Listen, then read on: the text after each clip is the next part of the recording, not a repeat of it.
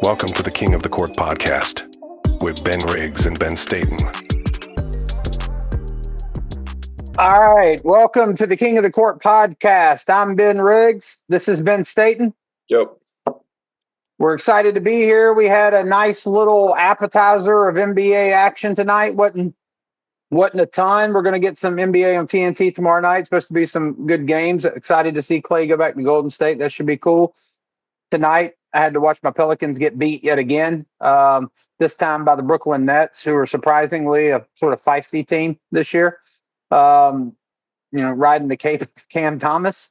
And then, name the five starters from the Pelicans tonight. Just name the five starters off the top of your head. Okay. I'm a Pelicans fan, live in Baton Rouge. I don't know who they are. I'll say this. Trey Murphy came back tonight. Oh, that's great. Big news. That's big news for the Pelicans. That's probably the only reason this was a close game.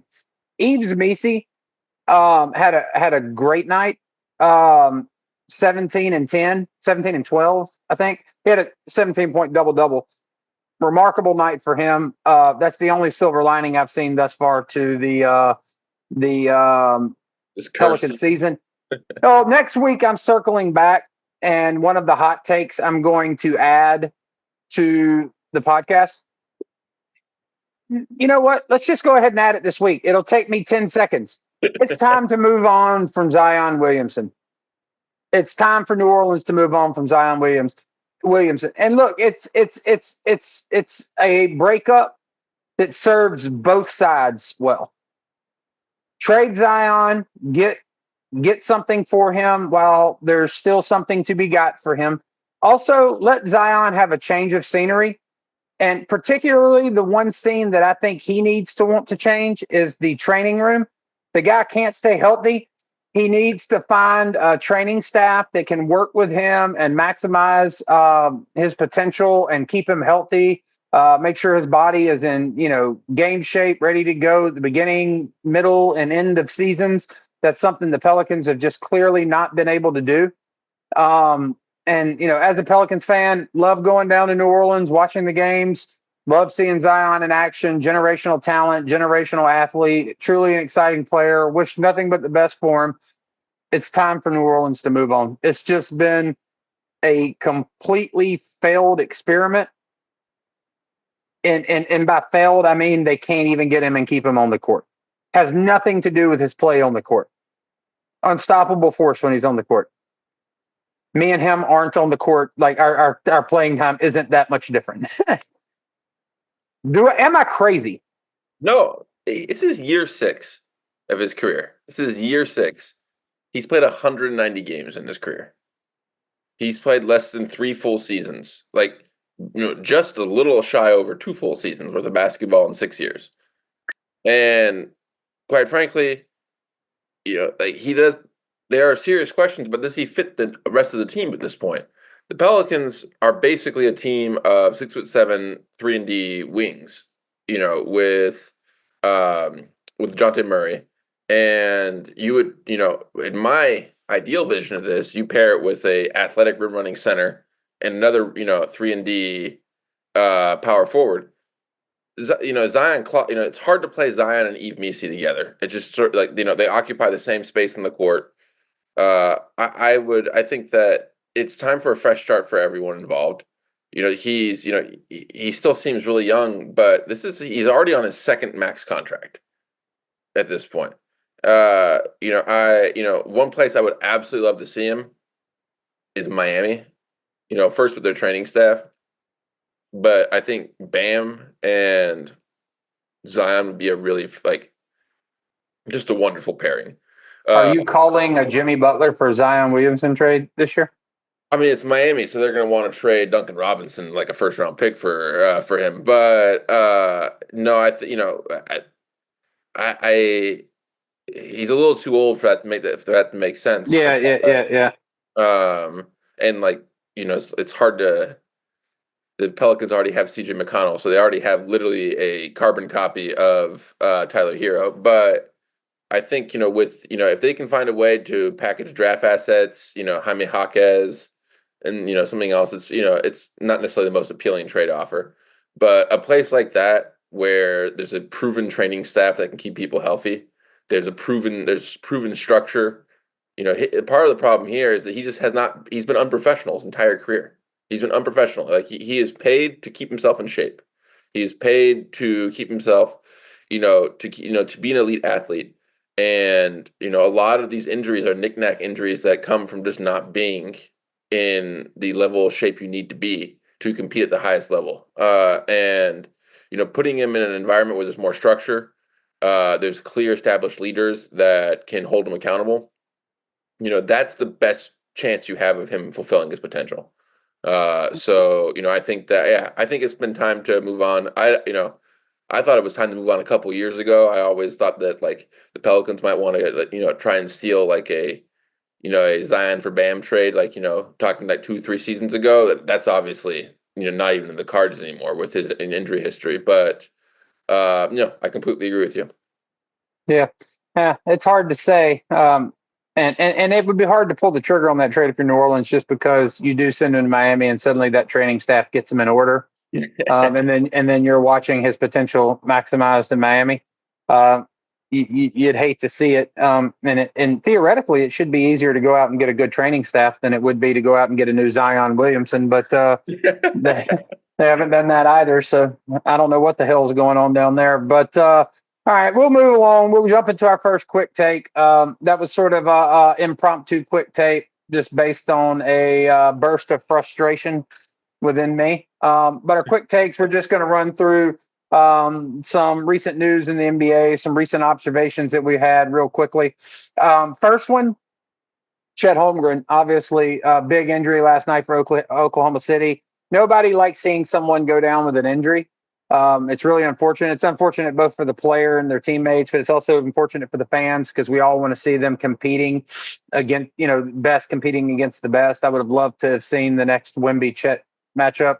But we also have to talk about the real politic of it, right? And the reality is this is really going to be devastating to the Oklahoma City Thunder timeline. What I mean by that is, probably a couple weeks out from Isaiah Hartenstein coming back and them having to fold him into what they're doing. I personally think that's going to be a much more difficult and bigger project than most other basketball pundits seem to believe. They all seem to think it's just going to be a steady ascension to hoisting the Larry O'Brien trophy.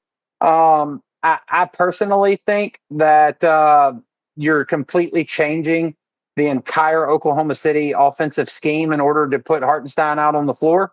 And I think that was going to be rocky, particularly with a player like Chet Holmgren, who's going to have more difficulty finishing at the rim when the paint's clogged with the Hartenstein on the floor, and it was going to force him to shoot the three. And with the exception of being above the break, shooting that perimeter shot, Chet's not really that great from three, and he's really struggled this year. So I thought that was going to be difficult. Now what's going to happen is Hartenstein's going to come back. It's going to be sort of a clunky integration. They'll finally work through the kinks with the new starting four that's being integrated with Hartenstein. And then once that gets done, probably 4 or 5 weeks later, Chet Holmgren's going to be reevaluated and potentially come back. And then you're going to have to reboot that entire timeline and work out the kinks with Chet being reintegrated with Hartenstein on the floor. I think that's clunky. Not only that, you're going to have to figure out how to play with them together in a really condensed timeline when they're both going to be on minutes restrictions. I think that we're in a situation here where, they struggled to pull off a victory against the Clippers tonight. And part of that was the Clippers, in my opinion, didn't do a good job of getting the ball to their center. I think that they're going to really struggle to tread water against teams. You can't field the 6'6" and under lineup in the NBA and win. No, can't do it. So prayers up to Chet Holmgren, but this is going to be some tough sledding for OKC for the next little bit. Yeah, and I mean, honestly, dude, the Clippers, that was malpractice. Because once they actually started going to Zubac and they throw those high entry passes to him, he keeps the ball high, goes up with it immediately. There's nothing OKC could do with him. Jalen Williams gives up a really, really bad and one to Zubac on a spin move that he just couldn't do anything with inside of a minute to play that cut the lead to 2 or either 3. That was how vulnerable they were, that Jalen Williams has given up that type of and one in that situation. So I think they're going to really be in trouble when they run into the Wembys, the ADs, the Sabonises, the Jokic's, all the bigs in the West. Wemby's the dream for them because he ain't going to go in the paint at all. He's just going to bomb away from three. But no, I think you add to that if they face a big man who can pass. Like their defense right now, consists of them swarming the 7-footer really aggressively. When did they play? When did they play Oklahoma City again? The Spurs. I think it's for at least a month or so. Damn, I was hoping they'd just for my own morbid curiosity. I didn't want Hartenstein to be back because I just wanted to see a 7'4" guy being guarded by a 6'6" guy down around the rim and then just throwing in the high entry pass. Well, you're in luck because it's actually on the 19th. So, they're going to be, it's like the Spurs play LA, Dallas, OKC back to back to back, basically. So that's going to be if Wemby. Look, we'll get into this later. And you're the big Spurs fan. You're the impassioned Wemby supporter. But I'll talk about it later. I've been sort of the advocate in our relationship for Wemby, like talking you off the cliff some with him. I will flip on Wemby and a damn heartbeat and sell him down the river if he does not give me low post, high entry level passes that look like a dad playing with his third grade son. That's what I want to see. And if I don't get it, I'm done with Wemby. Yep. Well, we'll see. Because right now, he's not aiming that way, man. He doesn't. He goes into the post about as little as he can. He's quite efficient about avoiding going down there. But we'll see. We'll see. I'm not buying it. I'm not letting him off the hook that easy. We'll see. All right. So we'll shift from your favorite team to my favorite team, the Dallas Mavericks. Last night, a proverbial shitstorm kicked off with Mavericks fans. Seemed like a damn civil war broke out. And it really sort of hinged on the fact that Luka look, I'm a huge Luka fan. I think Luka at his best is the best player in the world. Luka was not at his best in the last minute and a half of that game last night. He took the most ill-advised, dumbass logo 3 I've ever seen someone take in a critical end-of-game situation, especially when his teammate is on an all-time heater. The dude, literally Kyrie, all-time great heater. Yeah. Yeah. Kyrie was going off in this game. I mean, just completely going off. And Luka just chunks it up from the logo. That said, Luka's been I underscore the word fine. He's been fine this year. He's like 28, 9, and 9, something like that. 27, 8, and 9, something like that. But that's fine for Luka. That's not Luka dominating, which is what the Mavs need from Luka for them to reach the finals and win a championship. That's just a fact. If you don't have top of his game Luka, you're not getting to the finals and winning a championship. Some of that's on Luka. Some of that's on Jason Kidd. He's got Luka with touching the ball. He's got 12 fewer touches per game so far this season than his average last year. They got him playing at the point guard 10% of the time, 82% at the shooting guard, and 8% at small forward. We're talking about the best point guard in the world, and we're asking him to change not just the way he plays, but basically change where he's playing on the floor. This is just goofball stuff to me. We've also seen some stuff where Jason Kidd's not playing Quentin Grimes and putting Omax Prosper and Dinwiddie in with first quarter minutes. Yeah, there's something got to be going on with him and Grimes. I don't know what that is. I think Kidd's a smart guy. I think he's a good coach. He's had success in Dallas with Luka. I'm not going to throw him under the bus. I think there's some experimentation stuff going on, looking for options that could work down the road in the playoffs. But there's some goofy sort of wackadoodle stuff with the rotations, and he's experimenting because there's different sub patterns for Luka and Kyrie every night. But look, you've got to get the team in some kind of rhythm. You've got to get these guys playing high level basketball. You've got to get Luka to buy in. You've got to revert back to Luka being Luka, and Luka is the system. Run the system through Luka. Let Luka create shots for his teammates. Let Kyrie work off of his side. It worked very well last year. It will work this year. Um, Undoubtedly, Lively and PJ Washington being hurt have thrown a wrench into all this. But all that said, the Mavs are not playing their best basketball, and they need to get their ass in gear. And part of that's going to also be Luka just playing smarter. Oh, 100%. He needs to wait. He needs to turn it on. We're getting the gentleman C version of Luka. He's just phoning it in right now. This is I'm not going to call it like a major red flag because we're 11 games into the season. He's probably just coasting, quite honestly. But the Mavs have a lot of new pieces. They have to integrate them. It's hard to integrate them if the one guy who everything revolves around is just out there doing wild shit. And like it's hard to underscore how bad that logo 3 was. He dribbled in place for like 20 seconds. Like took steps, like a couple steps forward, a couple steps back, and then took this ginormous step back and then shot a logo 3 that wasn't even close. And there was no effort involved. There was no effort to attempt to make a move. Kyrie ended up 17 for 22. He was 17 for 20 at that point in time. It's absolutely insane. And I think that he was 6 of 6 from 3 at that time. Yeah. What you're seeing right now, I think, is a team which is struggling to integrate a bunch of pieces. We're having some growing pains. But I do also think that we're seeing some frustration, especially on Luka's part, about both his role, but also the rotations and like what the team is looking like right now.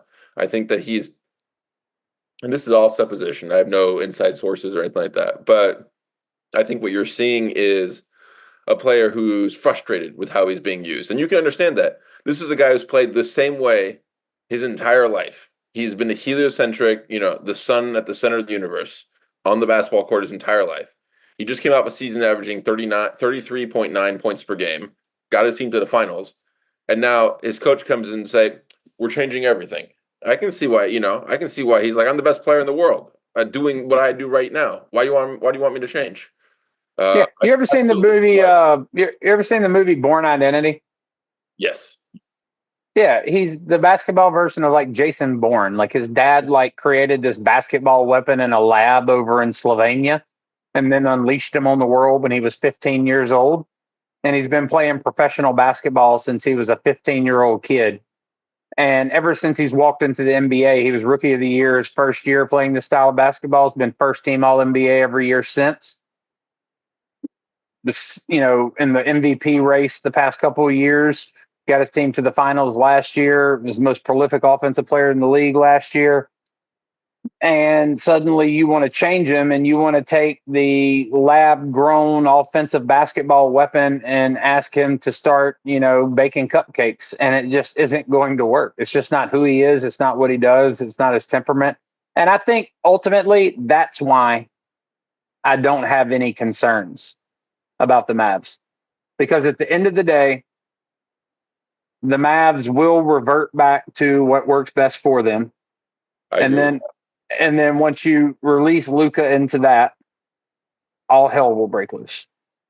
Speaking of temperamental teams, I wanted to get your take on JJ Redick and D'Angelo Russell, because I seriously am worried that D'Lo may just end up dead one day, and we're gonna have the Lakers coach arrested mid-game, because he looks like there's that video of him slamming his chair down on the ground. He looks like he's ready to murder him, and I just wanted to get your take. It seems like stuff in Lakerland's pretty bad right now.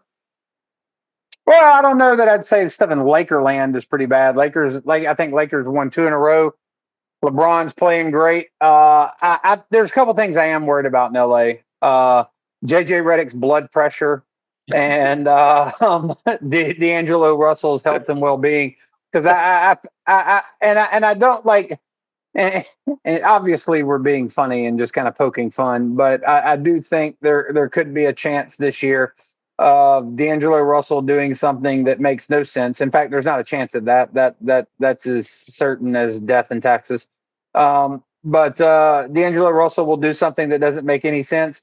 And I'm just concerned that one day, like a clipboard will come flying from the bench onto the court, or he'll just throw his chair out on the court. I think he got pretty close to the chair thing the other night. He was slamming. I mean, you see the video of LeBron looking over, like, what is that noise? Well, last night D'Angelo Russell hit a three from the top of the key, and he stepped into it, made it, and then when he did, like JJ Redick like, jumped off the bench, like thank God, like this right here. And it's like, brother, you're gonna have to learn how to not be so animated. Like, like you're not. I do think one of the things he's gonna have to realize is that there's a difference between being a player and being a coach. And when you're a player and you're in the sort of the heat of competition, I think there's a certain type of camaraderie between you and your teammates that enable you to kind of it's like that video you see of Kevin Durant going up to Nurkic that's circulating right now where he's like, dude, we're on a team. Royce O'Neal's wide open. Pass the goddamn ball and quit screwing around. Let's get going. Like that kind of thing. Like teammates can do that kind of stuff with one another. I think coaches have to learn how to speak to their players in a way that dovetails with their psychology. I think there are some players you can talk that way to. I think there are other players that aren't going to respond that well to it. And I'm going to go out on what I believe is a very sturdy limb and say that D'Angelo Russell is one of the players who aren't going to respond well to it. With that said, Redick moved him to the bench, brought Cam Reddish into the starting lineup, and it seems to be working. It's working really well, actually. It is. It gives you perimeter defense. I'll advocate and play devil's advocate for. I'll do both sides. I'll straddle the fence very quickly. If you're arguing against it, you can say, well, look, man, I was there for the Darvin Ham years. I remember the iterations of Cam Reddish into the starting lineup. There were moments where it looked great. There was moments where it was like, I'm going to pull my hair out if I have to watch another minute of this. So I'm going to need to see more than 2 games from Cam Reddish to know that this works. That said, there was always something between Darvin Ham and Austin Reeves. Austin Reeves was never used properly. I said before the season that I thought the biggest beneficiary of the JJ Redick hire would be Austin Reeves. And I've been wrong about so much in my life that I'm proud and excited to say I was right about this. Like Austin Reeves looks great with JJ Redick at the helm. And I think that takes some of the pressure off of Cam Reddish and makes it to where he's expected to really because they're also utilizing Austin Reeves more as a playmaker, which puts Cam Reddish in a position where he can shoot easier shots, slash to the lane, catch easy little cut passes on cuts, get open layups, attack closeouts, get open layups, and shoot wide open corner threes. But you're really asking him to be out there so that your backcourt's not a revolving door on defense. LeBron's playing out of his mind for a 39-year-old in season 22. I think he's on 2 straight triple doubles right now. He had a 30-something point triple double. Like, let him, Austin Reeves, and Anthony Davis drive the Ferrari on offense. Maybe it's more of a F-150 in LA and not really a Ferrari, but let them drive it. And Cam Reddish can anchor the defensive backcourt. I think we're all in agreement that Darvin Ham fiddling with the Lakers lineup that they just gotten out of, they just got into the Western Conference Finals and outperformed all expectations, finished the season strong the year before. I think we all agree that's a mistake. I don't think there's any, anyone, I think everyone watching understood this is dumb. But there was an underlying logic to why Darvin Ham was trying to do that. I'm not saying it was the right course of action, but D'Lo and Austin Reeves is not at its core. It does not have enough perimeter defense to be able to beat the best teams in the league. Doesn't even work on paper. And especially when D'Lo's not lava hot like he was to close into last season. So you can understand why he's like, well, let me just look in the cupboard here and see, what do I have? Okay, well, I got a Cam Reddish, just throw him out there, and I technically have a Jared Vanderbilt, but he hasn't played basketball in like 3 years for some reason. But we'll have to see if this works. I do agree with you, your point of caution about Reddish. I remember that we had this exact thing last year. We had a 2-week span where everyone was talking about how great Cam Reddish was, and then disappeared again. Like it's just hard for guards if they're not good perimeter shooters to be just primarily defensive players. If they can't, Marcus Smart could get away with it because he was a really good playmaker for others, but it requires you to have like this sort of perfect level of personnel to be like an utterly elite defensive player. I don't know if Reddish is at that. I don't think he's all defense level, put it that way. So I think there's a time for caution, but yeah, I also think that Redick needs to they hired someone who's never coached at a high level before to be an NBA coach. That I'm not saying it's a bad idea, but it means you're gonna have a lot of growing pains. This is a guy whose only experience in the NBA is as a player, and he played for a long time. It's going to take him a while to get out from that conditioning to the conditioning of a coach. It's just going to be like I think him calling out D'Lo. You can debate whether he was right. He was D'Lo had not played well. Oh, there you cannot debate whether he was right. You can debate whether he was right in his strategy. Yeah, but not on the merits of the claim. That one, and if you combine all the factors that him publicly calling out D'Lo, the videos of him slamming his chair on the ground while he's sitting in it during the games, he's stepping. This is line stepping. Like this isn't the right. This is not like ideal. And I think you're seeing him trying, recognizing it and trying to accommodate it. And D'Lo's actually been very professional through this whole thing so far. But you're just going to have some growing pains with Lakers. But I think they're going to end up in the play-in like they probably did last year. I think this is a team that has more upside than some others do. I think that they get the a right swing of matchups, they could end up in the conference finals again. Because they do match up well against teams that are small. Like the Thunder, I think they would just clobber them. But right now I don't even think it would be a game. But it's been a really up and down beginning of the year so far. Yeah. The last thing I'll say about JJ is I hope that what you're seeing in some of his animated reactions on the sideline and press conference antics with D'Lo, I hope that they were measured and that he was aware cameras are on me. This will be seen. It will be talked about. This is the reaction I'm going for.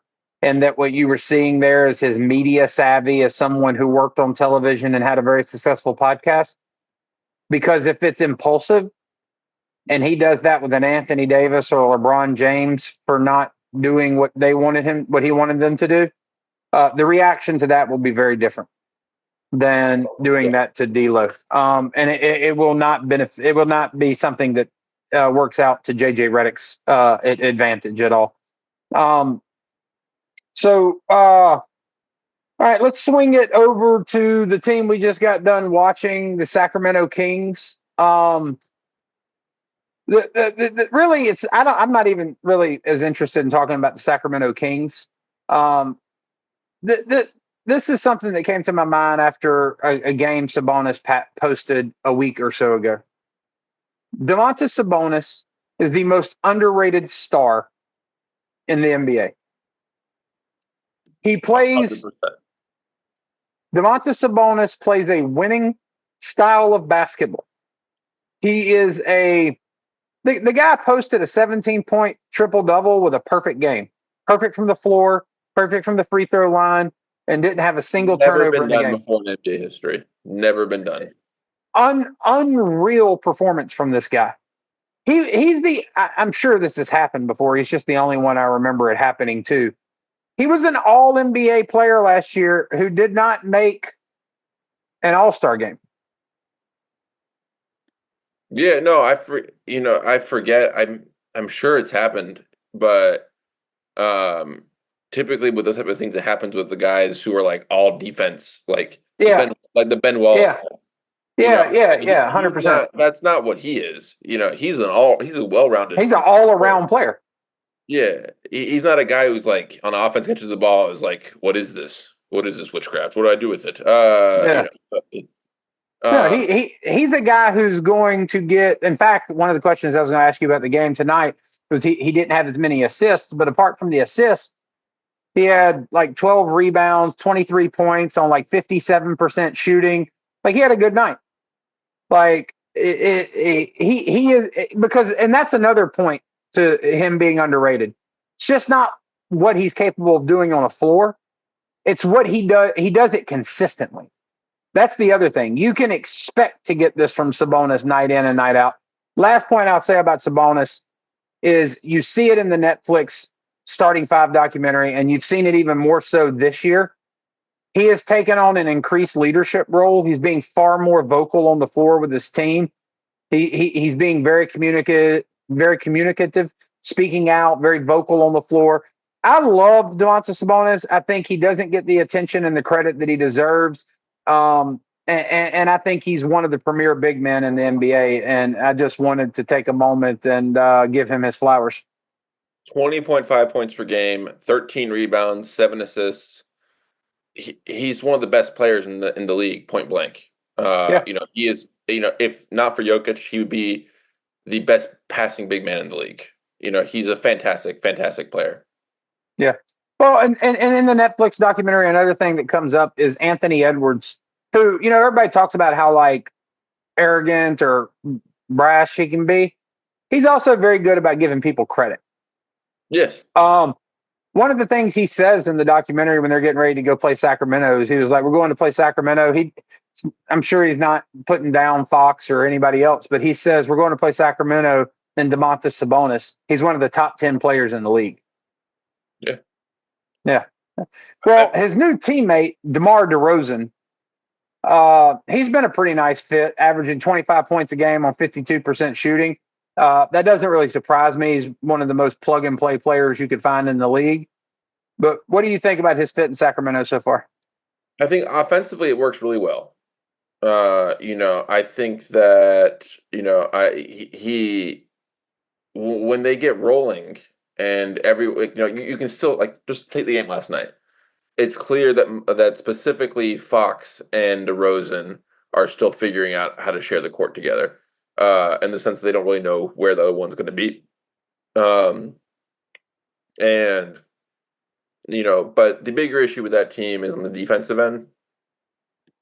I think that they need to find a way to generate more turnovers. This is not a defensive team that they rebound well, but outside of that, they struggle at everything else. But it's a deadly team in transition. And if I were them, if I were Mike Brown, I think I would start going for a far more high pressing type of defense. They have the personnel to do it. They have a lot of speedy, quick guards with good hands. But right now, the defensive issues, and they're probably like, in like the lower, I would say probably like 17 to like 23 range in terms of like worst defenses in the league. Basically rating of defenses in the league. I think that they have a pretty clear, really high floor, lower ceiling type of team right now. Like I think they could win around the playoffs. But I think that their limitations on defense, which if they can solve with the offense they have, if they get like a league average defense, then you're cooking with gas with this team with the offense they have. Like this team can score with any team in the league. This is like maybe the only team in the league that can stay that they can like go shot for shot with Boston if Boston's hot. But until they resolve the defensive issues, I think it's going to be a situation where like people are going to be excited, but realistic about how high their ceiling is. But DeRozan, man, 35, he's averaging 24 points a game. He's closing in on 24,000 points in the league. There's a really, really, he's averaging 2,000 points a season at this point, basically. There's a non-zero chance, and I would say actually a pretty decent chance that he ends up his career with 30,000 points. That I don't think people have recognized. He kind of gets lost to history in the same way that Clyde Drexler was. He's not the same level of player as Clyde Drexler was, but he's one of these guys who's been consistently good now and a consistent like 25 a game score for 12 to 15 years. And he never gets talked about in terms of like best players in the league. Uh, Yeah. I just wanted to make sure that we, gave him a shout out because this guy, he's at 35. He's putting up the best, still in the best stats of his career. He doesn't seem like he's lost, a step, or if he has, he's adapted his game to compensate for it. He's truly, truly a just wonderful player. Yeah. I mean, DeMar DeRozan, 35, averaging 25. Kevin Durant still killing it. Steph Curry, still Steph Curry. LeBron's 39, about to be 40, averaging 23, 8, and 9. And then full circle right back to the first take. We can't even get the 24-year-old Zion Williamson to stay on the court long enough to, put together a few games in a row. That's our first quick take. Then we've got OKC really in big trouble moving forward with the loss of Chet Holmgren. Jason Kidd in Dallas is a mad scientist experimenting with everything, trying to reinvent the wheel. And quite frankly, it looks like Luka's getting tired of it. JJ Redick's tired of some shit too, and he moved it to the bench. But it seems to be working. We'll give him a couple more weeks, and then we'll reevaluate the Cam Reddish move, see if that experiment actually played out. And then Sabonis and DeMar DeRozan are just two guys who are easily forgotten out in Sacramento who are really playing high-level basketball. Those are our 5 quick takes. Now it's time to go ahead and put your napkin in your lap and get ready for the main course. We've got a Spurs aficionado, a hardcore fan here who's all in on Victor Wembanyama, the French phenom. And he's got some shit he wants to get off his chest about the first few weeks of Wemby's sophomore season. After the end of last year, when they put Trey Jones in at point guard, they added some spacing finally. Sort of dropped Sohan's minutes. They ran something of a functional offense. It wasn't even a good offense, but it was functional. Wemby was playing out of his mind, leaps and bounds better than what he's playing right now. By the way,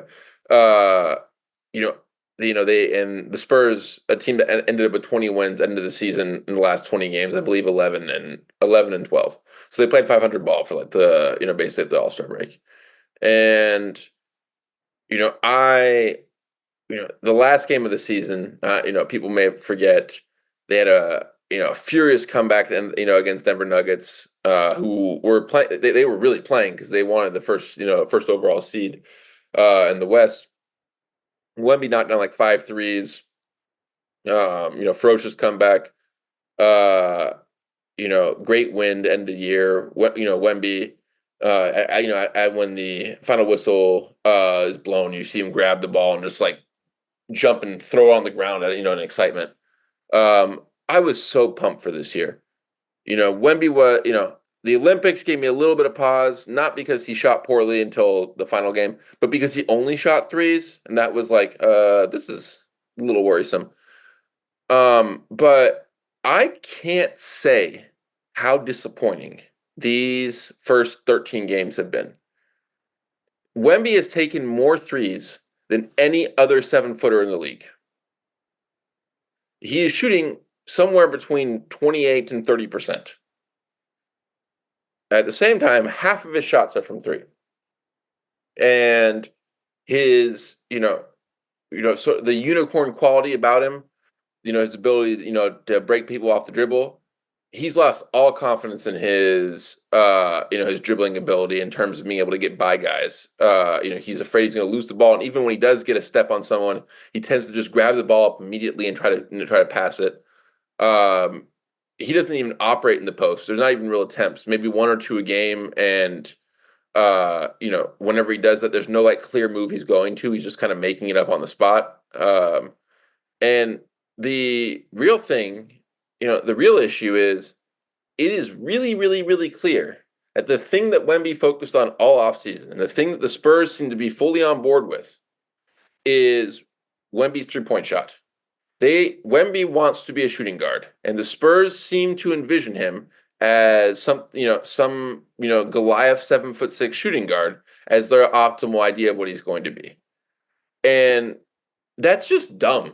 That's just really fucking dumb. Take it from the beginning. You have a guy who's 7'6". Why would you want him on the perimeter rather than down low? The inherent advantage of a tall 7'6" dude is that he can grab every fucking rebound on earth, and it's easier for him to score in the paint. If you move, the farther you move him out, sure, you can shoot over people, but if he's not a really good 3-point shot to begin with, it does, that negates that. It doesn't provide it doesn't maximize the value that a 7'6", unicorn provides. Second thing is the actual spot that Wemby's game that needs the most work is his post game. He does not have a go-to move. He does not have a good sense of how to counter when someone plays that. There is a clear playbook out now on Wemby, which is you guard him with a 6'7" small forward who gets really physical, tries to get under him, lift him up, and push him out of the lane. He has no counter to that. Right now, you put someone like that on him, Wemby's response is he's going to bomb away from three. That's all he's going to do. And his performance is going to be based about whether he's hot that night or he's cold. And, for the last 2 games, he's made 6 threes in each. He shot really well. The prior 10 games, he was atrocious. But he is shooting half his shots from threes. He's taking 20 shots a game, so it's almost double-digit 3-pointers.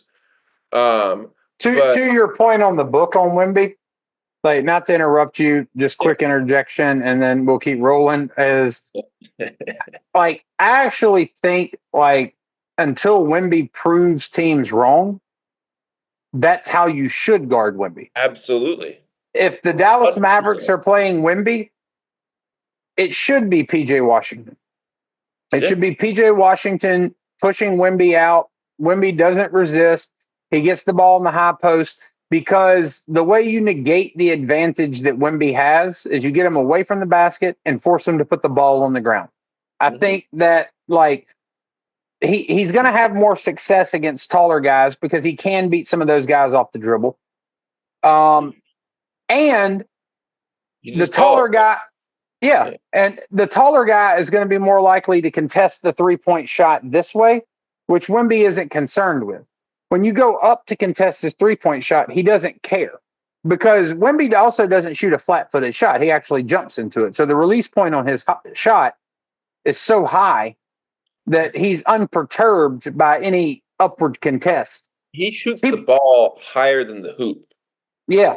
Way higher. That's way higher than the hoop. Like, the max vert to get to where his shot is. Yeah. He has the most bizarre trajectory on a 3-point shot of any player in NBA history. And so, like, I think that what you see is smaller players push him out to a higher post position, force him to turn around, face him up, and put the ball on the ground where they have an advantage because they're lower than him, can disrupt his dribble, force turnovers, things like that.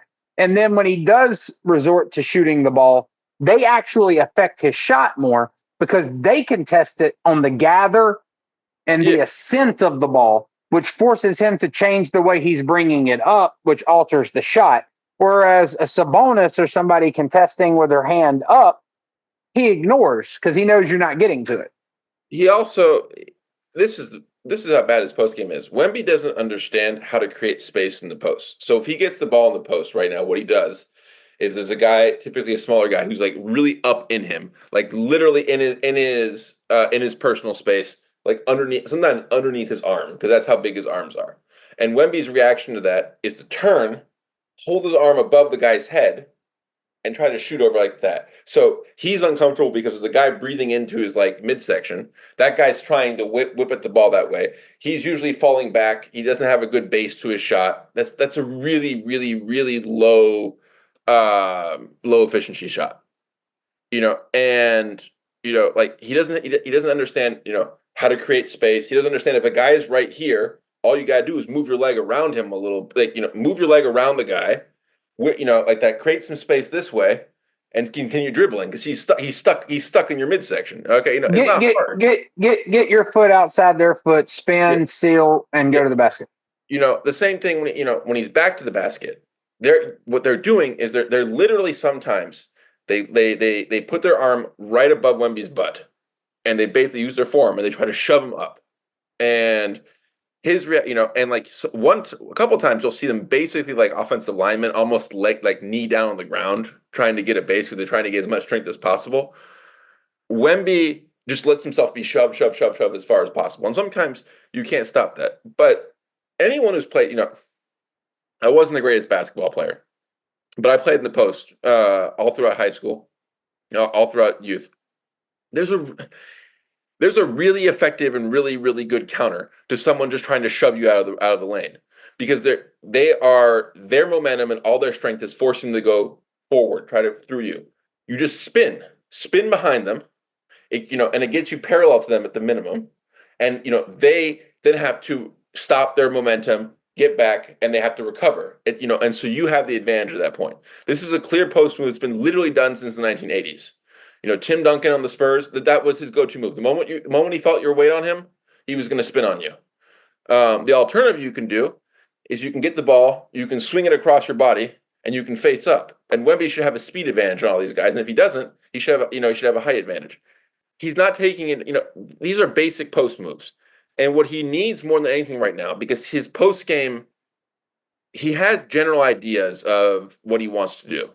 He understands he wants to get as close to the hoop, and he wants to sort of do like some type of like a floater shot.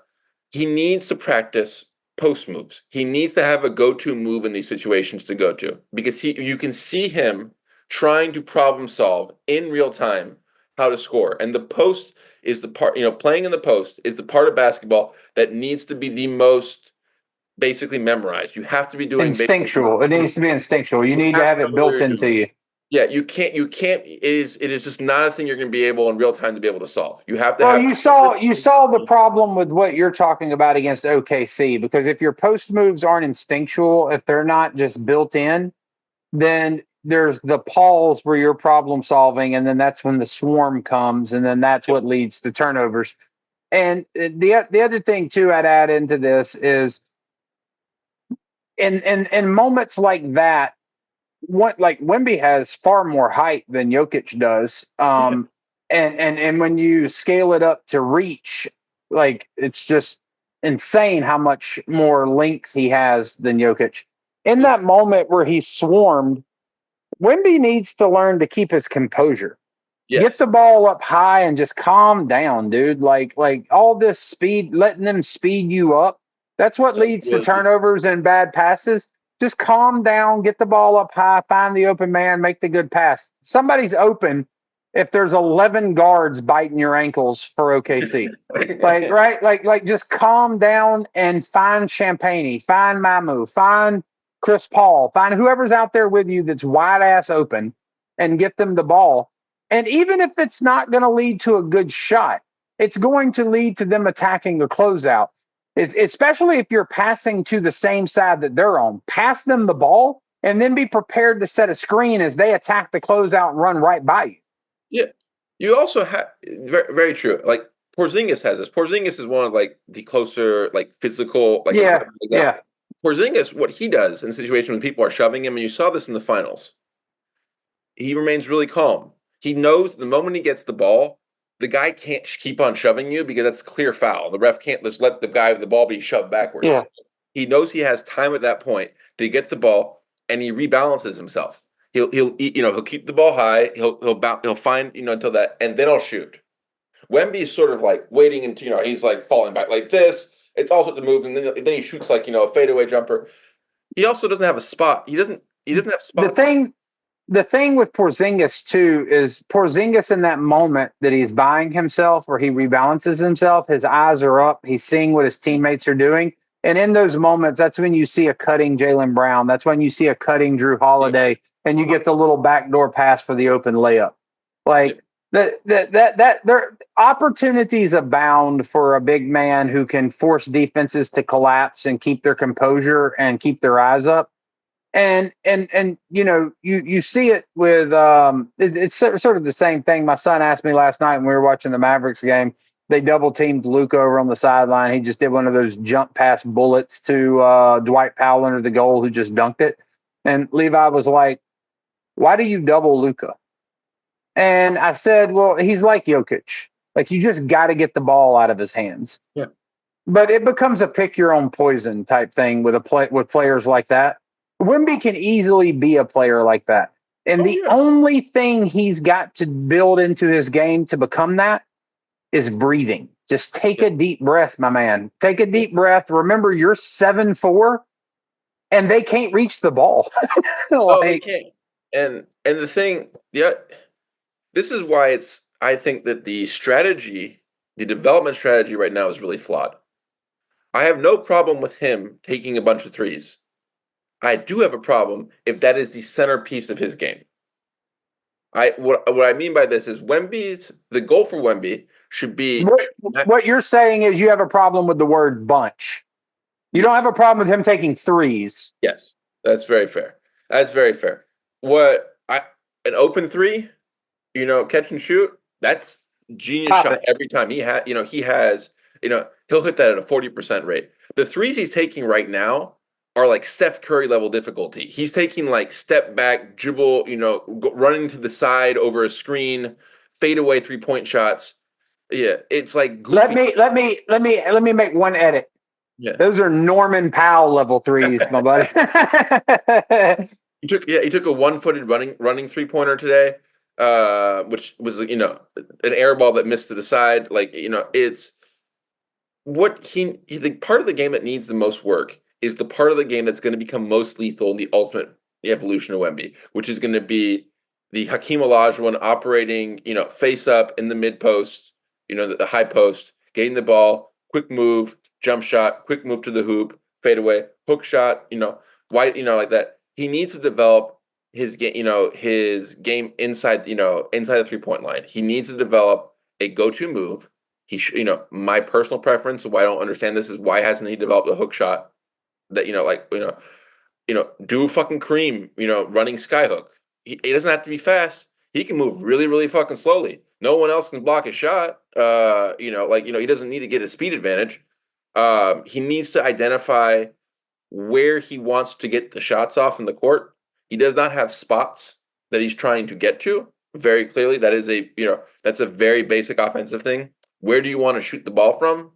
He needs to identify the specific spots, and which leads him to taking a bunch of weird fading away. Ends up taking a bunch of shots where he's sort of going out of bounds and shoots the ball flying side like this, which there's no reason to do so, but he just ended up he just got funneled that way, and so then and he's going out of bounds, so he's got to shoot anyways. And he needs to refine his post game. That is the thing that's really lacking. That is the thing that is going to get him to the next level. And instead of doing that, he's not focusing on that at all. He's focusing on 3-point shooting. And I'm not going to say I'm smarter than the Spurs brass. I'm not going to say I'm smarter than Wemby. Wemby developed himself to this level. But I do not understand what the idea is right now. The 3-pointers he is taking, with the difficulty that he is taking them at, is not something that he's going to just be able to get better at by just taking them. They are too hard. He needs to, when you're improving in a skill in basketball, you have to. It has to be gradual and it has to be incremental. You have to first master the layup before you can go out and taking the floater. But you push yourself out. He has still not yet really mastered open 3-pointers. And the Spurs have him running, logo 3-pointers, step back 3-pointers, fade away 3-pointers. These are shots that I don't see how him just doing this over and over again with no structure, no real clear intention is going to make him better at this specific thing. And what you're seeing is wild variance night to night. There's a lot of nights where he's 2 for 9, and then then he'll get hot for a 2-game stretch like he has recently, and he'll go 6 for 12 in those games. Well, I mean, as far as variance goes this year, if I'm not mistaken, he's had 2 good games from 3, and then the rest have been horrible. That's exactly it. And I actually think that the 2 good games from 3 are probably some of the worst feedback he could have gotten, because it's going to reaffirm what I agree with you is a bad habit. I'm with you. I don't think I disagree with anything that you're saying. I'm fine with Wemby stepping into open threes, trailing threes. I'm fine with that. I'm fine with Wemby being out on the perimeter and the ball swings to him and nobody's there and he shoots it. I felt, I hear what you're saying. You're not going to say you're smarter than the Spurs brass. I think Wemby's an incredibly mature 19, 20-year-old kid. As far as, him developing himself goes, genetics had an awful lot to do with that. Being able to be 7'4" and coordinated is sort of unicorn status. Yeah, but I go back to there are just fundamental, in the same way. So let's start, he wants to be on the perimeter. So we'll start on the perimeter. In the same way that being 7'4" with probably something like an 8.5 foot wingspan or whatever it is around the goal is an inherent advantage that's not easily overcome. And quite frankly, if you're a competent player, isn't overcome.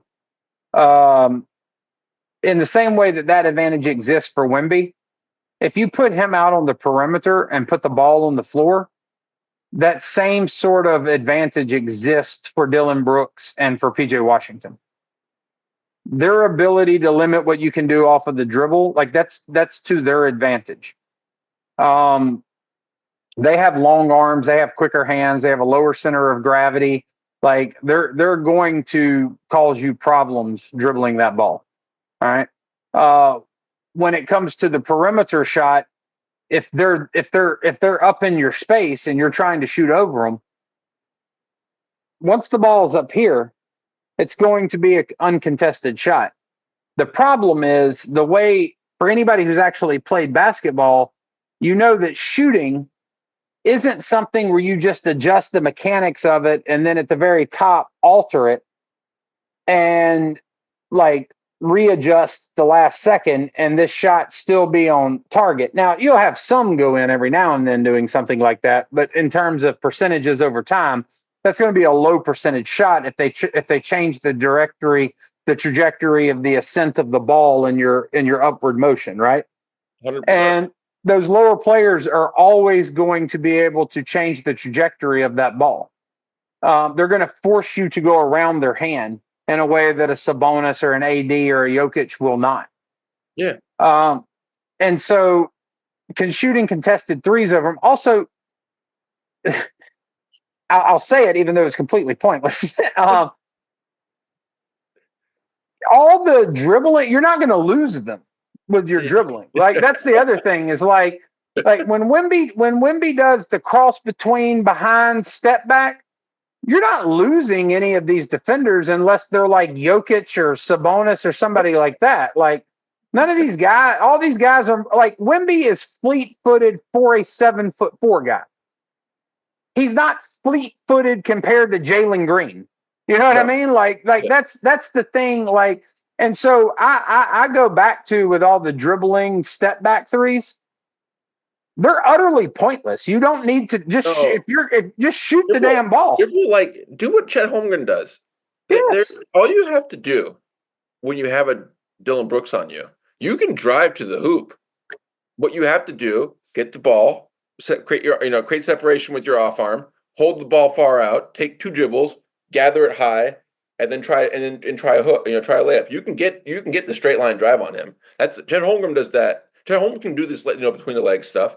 He doesn't do it on that because there's no point from doing that on a small forward. You're absolutely right. But the problem I agree with you. Get your off arm up, create some separation, put the ball on the ground with a Dylan Brooks. It's still not going to be easy. Those guys, and really, honestly, the problem Wemby's going to have is even doing that on Sabonis or AD or Jokic. He has, his quickness is more comparable to what they're capable of. But the problem is they overwhelm him with strength. Yeah. And so they're able to push into his body and change the course that he's taking on those straight line drives in a way that some of those other guys couldn't. But my and I think this is where the perimeter play comes in. If Wemby's out there let's use Dallas as an example. PJ Washington's on the perimeter guarding Wemby. PJ Washington closes out. Wemby hits him with that. Wemby has an amazing pump fake because the simulation is 4 feet long. Like the ball goes up. It's on an escalator all the way up, right? In fact, it's too long because sometimes it takes him so long the guy is already landing by the time he brings the ball down. Yeah. That's what I was about to say, is that it's so exaggerated relative because these people don't run out and just fly in the air. Like good defenders aren't doing that. They're running out, they're extending a little bit, but because extending a little bit for Wemby is 11 feet, when they extend a little bit, it's 11 inches, right? And so, like, they're almost back in position by the time he starts to move, right? Yeah. So then they're able to escort him, even if he has a half a step on him, they're able to escort him to the basket. And I agree with you. If it is a straight line drive, but this is why the other teams are right with their book. If it's a straight line drive to an open basket, PJ, Dylan Brooks, whoever you want to put out there, they're done. Like, he's going to dunk that, right? He's just too long. The problem is they're putting PJ Washington out there so Derek Lively can be at the rim. So now what Wemby has to do is make a shot with Derek Lively in front of him and PJ Washington beside him. And the problem is because Wemby moved out to the perimeter before he developed the interior game, his ability to make those difficult finishes at the rim 100% is stunted. It's not there. Yeah. And so what ends up happening is that's how to hit the little basically baby hook you're doing when you're like in the lane. He doesn't have any idea how to do that. Yeah. He doesn't have especially when you consider the height advantage. He doesn't have deceleration. And so like he gets going at full speed. He gets there with PJ Washington right up underneath his basically his armpit. And they live in his armpit because happens, they get under there and he then tries to bring his arm down, senses someone, so he ends up basically having this guy glued to him, and his other arm is now useless because he doesn't want to bring it down. Yeah. Well, all he's got to do is gather that ball on his outside hip. So if he's driving towards the basket on his right hand along the baseline, gather the ball on his right side near the baseline, lift it straight up, decelerate, Euro step to the other side of PJ Washington, let him plow into Derek Lively or wherever he's going, and then you just have the little push shot right over Derek Lively. His floater, too. He should just also have a move where he does this. He gathers the ball above like this, one step, float. But he has no rim game. Yeah. He can dunk the ball. He can shoot. Like if he catches a ball near the rim and he's balanced, he can shoot it. Like I'm not saying he can. He's not like some. He's not like some. Well, it's like the Thomas Bryant thing where he spun off Thomas Bryant and dunked it from the outside the restricted area or something. Like it's like Wemby. What? Wemby has all of this in his arsenal.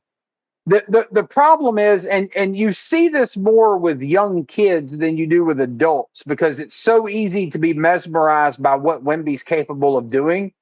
Yeah. But what you forget is even something as simple as what I was talking about earlier with Wemby getting the ball in the post and taking a little bit too long to make the decision. So OKC swarms him and you just want him to just get the ball high, my man, take a breath, find the open player.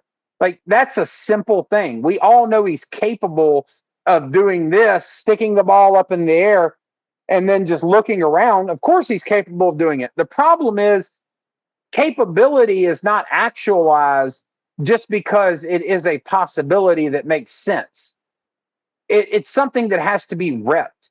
And the problem with the Spurs' developmental strategy for Wemby is the stuff that he needs at the core of his game, the fundamentals upon which everything should be built and expanded from there out to the perimeter rather than the perimeter to inside, is not being repped.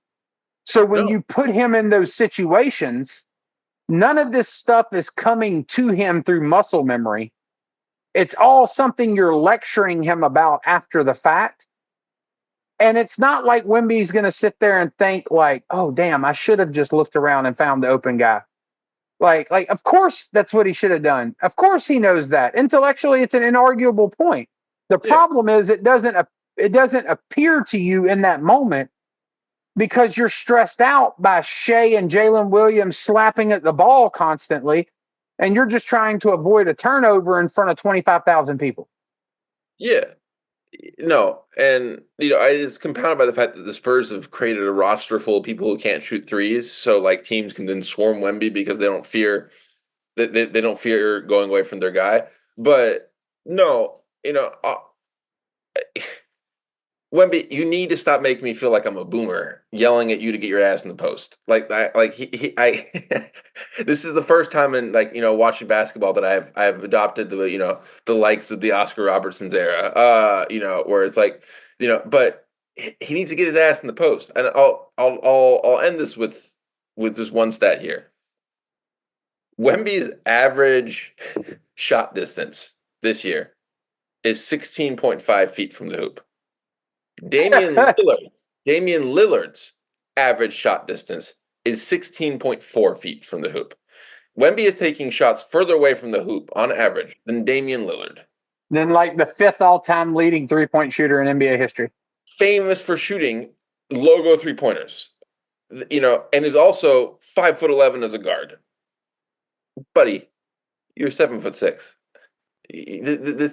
This can't be true. And of course, the night we made the podcast is the night where he goes 6 for 12 from 3-point range. I don't care. I don't even care about that. It doesn't mean anything. But it doesn't mean anything. And you're doing this backwards. The 3-pointer is going to be unlocked by the post game. How many threes is he shooting a game? 12. I mean, he's not that high, but he's close. I mean, let me pull up numbers. He was at like 9, around 9 a game for a while. Yeah. So I mean, my thing is like, honestly, man, if you took shooting 8 3-pointers a game right now. Yeah. If you put me in an NBA game and let me shoot 8 3-pointers a game, like it's not going to happen as frequently as it would with him.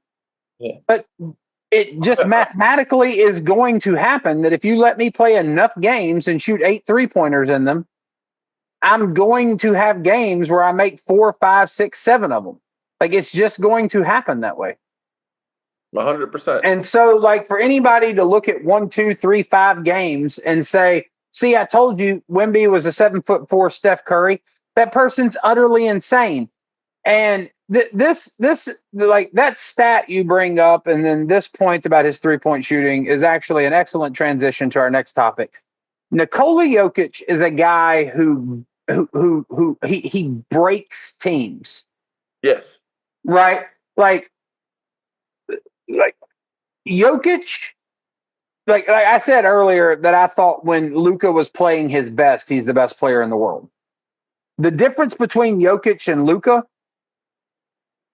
at least this year, is Jokic is consistently playing his best, and Luka's nowhere near his best.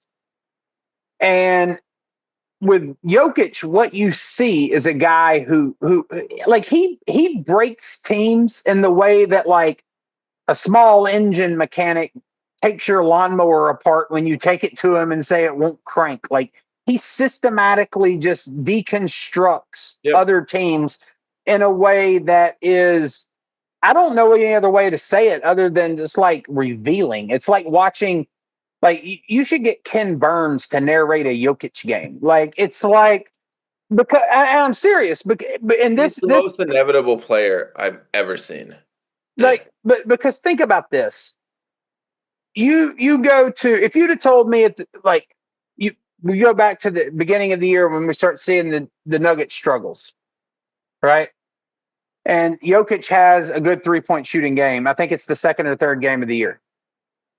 And if you'd have said to me, well, hey, the Nuggets have figured it out.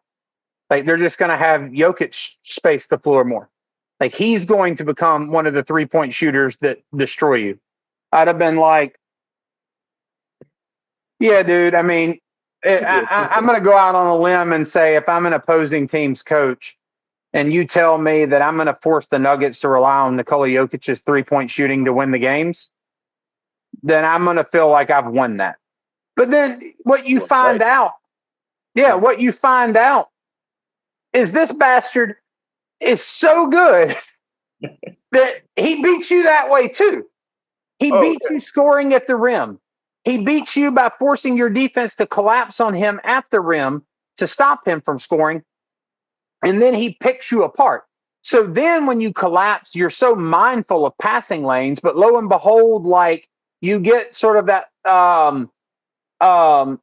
I think purely for athleticism reasons, like, you know, LeBron's ability to move in the way that he's able to move, it makes him a more creative passer to me than Jokic. But Jokic is up there. Like, if somebody told me I thought Jokic was a more creative passer than LeBron, I'm not going to argue with him. I mean, I would. I'll take that position. I'm happy to live on that. I think he's made some of the most creative passes I've ever seen. The big difference between them is they actually throw passes from different angles. Jokic throws like this. LeBron tends to throw from hip level. But Jokic has like quarterback stuff. Like Jokic will get the ball and like he holds like a dad. I mean, you made the Wemby dad thing. He holds like a dad, you know, a dad versus kids basketball game where the dad will just be in the post holding the ball like this, and then we'll just He did it. He did it against the Mavs the other night. But I go back to like LeBron is and I don't want us to end up, but maybe this is a good topic for another show. But I go back to the pass LeBron made when he was in Cleveland, where he's holding the ball out on the 3-point line and he fakes it this way, and then the defense runs that way, and he just throws it to where the defender was that he made move. Yeah, like that's a dude who's making a pass with his mind. That's a guy who's saying, I want to make a pass to a cutter, but you're in the way. So I need to move you. And he's like, you do not want to stand in this space. You want to stand over here. And he moves him over there. That's like next level basketball IQ in my mind. But look, like I think LeBron, Jokic, and Luka in terms of passing are just in a world of their own. Yeah. And so, like, when you collapse on Jokic and you are mindful of the passing lanes, he does not give a shit. You can be mindful of whatever lane you want to be mindful of. The ball's still going to get to where he wants it to go.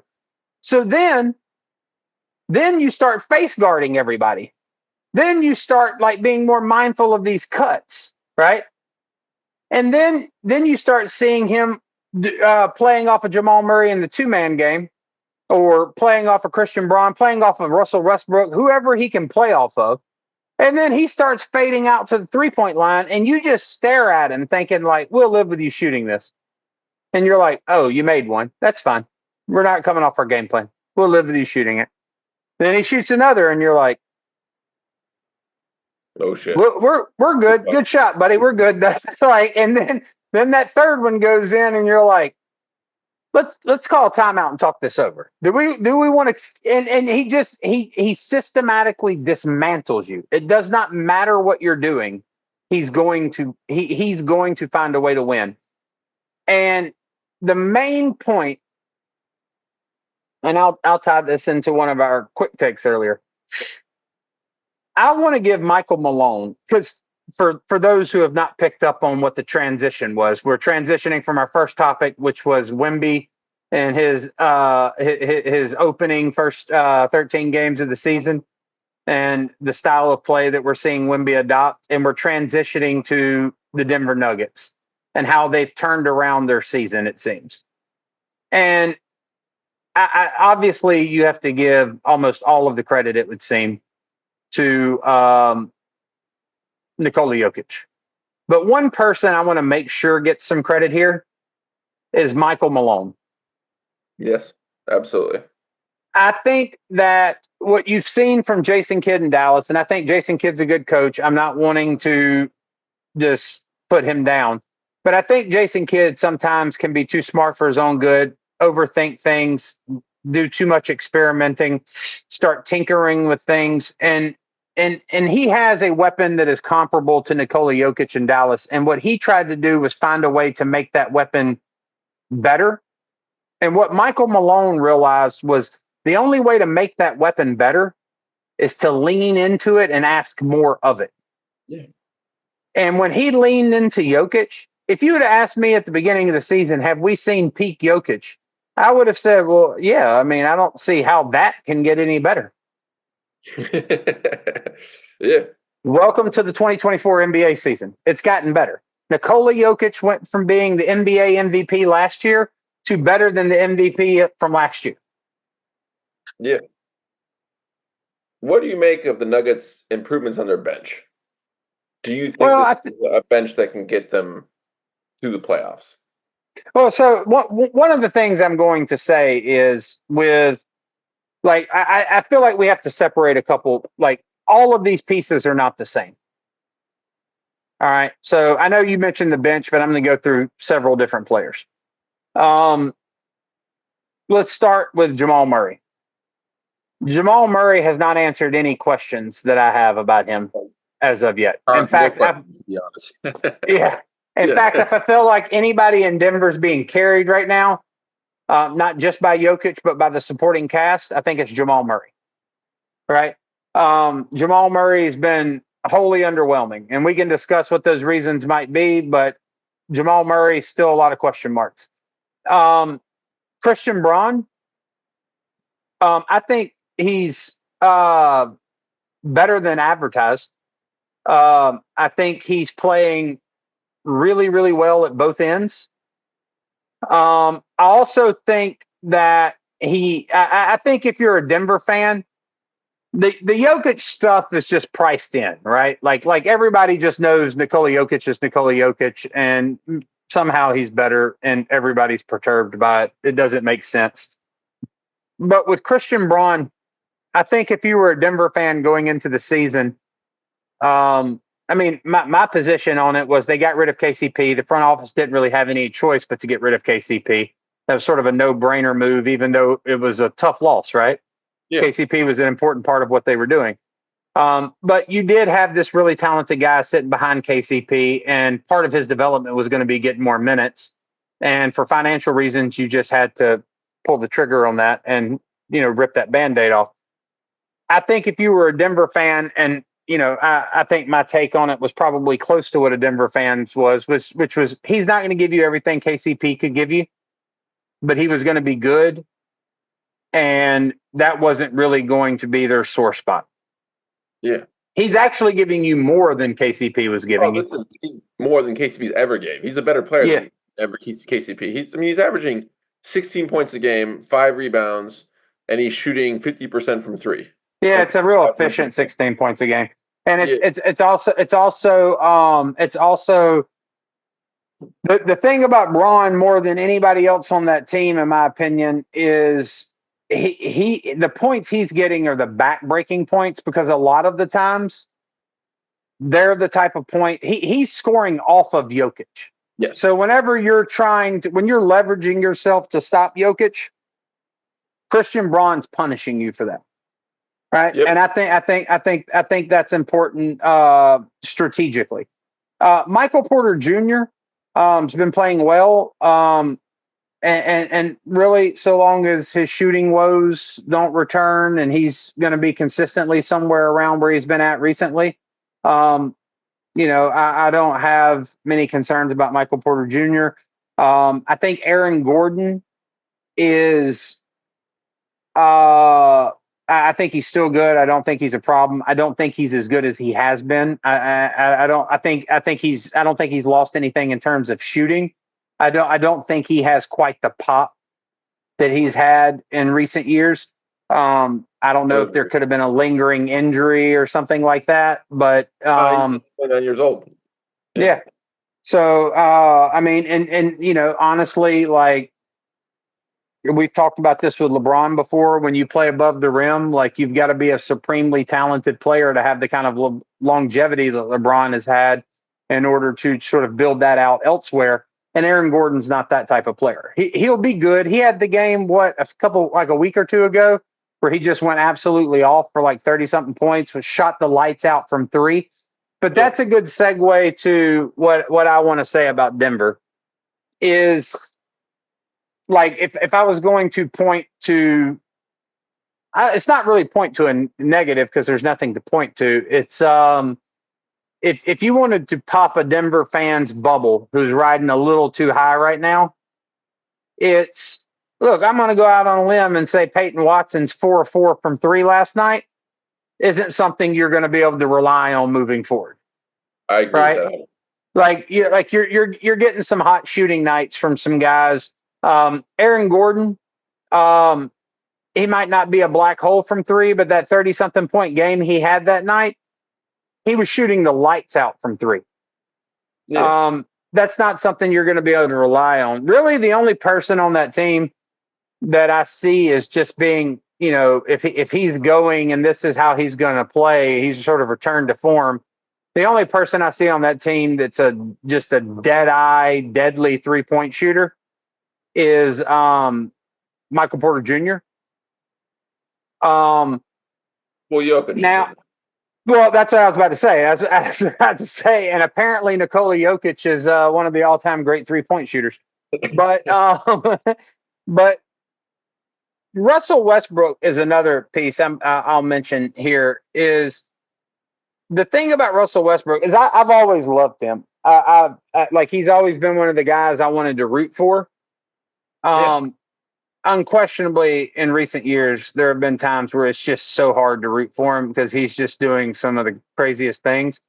And as somebody who watches a lot of Lakers games, I can assure any Denver Nuggets fans who are gathering in coffee shops tomorrow morning, relishing the turnaround that their team has made, and they're hinging that on the play of Russell Westbrook. Like, there's going to be ups and downs with this, guys.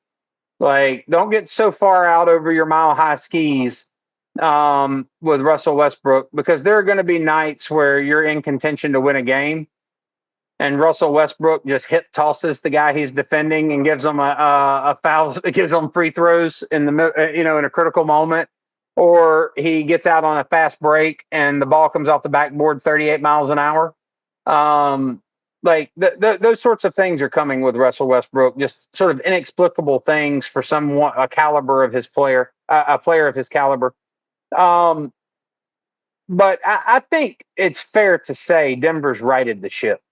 What righted the ship means, the jury's still out for me. I think in Peyton Watson, you have an unbelievably athletic and raw defender coming off the bench who makes it harder to score in non-Jokic minutes. And in moments where Aaron Gordon's injured, he's a good fill-in. I think Christian Braun's punching above KCP's weight, as we discussed earlier. I think Russell Westbrook's going to give you nights where you just fall in love with him all over again. I think Julian Strawther has had his moments, but I don't expect that to be consistent, to be quite honest with you. And I think if we're talking about whether or not Denver is, the best team in the West or one of those 5-6 seed teams in the West, depends on their Canadian point guard and whether or not he can return to form. If he can't, I don't see them being at the top of the West or going to the finals. If he can, they've got the best player in the world, man. If you've got a strong supporting cast around him and a bench that can stop the bleeding when he's off the floor getting a breather, they're tough to beat. No, I agree. I think, they're getting some unrealistic shooting. Yes. There's just with them, the Murray thing is like the big thing. Like, if he gets back to form, he's playing poorly. His stats aren't that bad, but he's just playing poorly. If you watch him play, he doesn't have the same pop. He doesn't can't create the same separation. He has this thing where he moves fast in first half, then moves slowly in the second half. Even most damning, he can't shoot. His 3-point shooting is just falling off a cliff. It's 10 points worse than it was last year. And that's been a constant since the playoffs. But the other real question outside of that is their bench. I mean, their bench, they are relying on Russell Westbrook and two incredibly raw rookies and second-year players in Strasser and Peyton Watson. That's basically their sort of their trio that comes off the bench. And I wouldn't be surprised, honestly, if you started seeing some experimentation where Aaron Gordon leads a second unit, because I think Watson has shown that the structure that Jokic provides him specifically when he's in the starting lineup is invaluable because he does not know where to be on the court. And so when he's not on when Jokic is there, Jokic directs him and provides him sort of like acts as sort of a lighthouse. When he's not there, it's just pure chaos, and that chaos is amplified by the fact that he's on the lineup with Russell Westbrook, and so it's just sheer chaos all around. And I think that I would not be surprised to see if you see Watson, even if his minutes stay only like the 20 range, and Gordon gets closer to 30, if he gets the starting lineup, just because pairing him with Jokic is so important. And I think that's a smart enough idea that it warrants giving it a shot to see. I mean, you're kind of seeing what it looks like right now, de facto, with Gordon being injured, but when he comes back, plugging him in with the second unit, and you saw let him, maybe you let him close games in certain situations. Yeah, Watson was unplayable before he got moved in the starting lineup, and then he became fantastic again. But I think he's also demonstrated in the past couple of games, like if you're protecting a lead, in the final minutes, you don't like he is an unbelievable shot blocker. Not only that, he is an elite athlete by NBA standards, but the separating thing is he explodes off the ground. He gets to the highest point faster than almost any other player in the league, and it catches all other players off guard. They think they have the half second they need to get the shot off, and then he's just blocking it, and they're just like, "What?" It's like it's like Anthony Edwards. It's that type of explosion. So, no, I am. I was feeling really down on them after a couple of games. I remember I was feeling really down when they lost to the freaking Clippers when Jokic had like 50 points and made like 8 threes, and he was the only player there. But they're on a 5-game winning streak. I think that I'm not going to say that I think that they're going to make the finals, but I think this team's going to be really competitive. I think let's do it this way. Let's do it this way real quick. We won't spend too much time on it, but like just comparing them to teams, and we'll give them the healthy version of their teams. Although the one team I think, like, withholding the healthy version of the team, Chet's out for a long time. Yeah. But fully healthy, Nuggets or Thunder. Nuggets. Okay. Fully healthy, Suns or Thunder. Oh, I'm sorry, Suns or Nuggets. Oh, Nuggets. Okay. Fully healthy, Warriors or Nuggets. Nuggets. Warriors too small. I agree. I don't even know what to make of the Warriors. I don't want to talk about them on the podcast because I'm just confused by the enigma that is the Warriors. I mean, honestly, for those of y'all who are listening, Ben actually put them on the sheet for today, and I was like, let's just scratch them. I just don't know what to say about them. I'm confused. I feel like Steve Kerr went into one of them ancient caves in France while he was there for the Olympics and discovered the secret of basketball. And he's winning games with weird rotations and sub patterns and all this stuff. Anyway, Nuggets versus Rockets. Oh, Nuggets. Nuggets versus Grizzlies. Nuggets. Nuggets versus Lakers. I mean, you have to go Nuggets there. Yeah. What evidence do you have to base that claim on? Nuggets versus say they're going to win the series 4-0 or 4-1. I feel like and they'll all be tight games. Yeah, but yeah. Nuggets versus Timberwolves.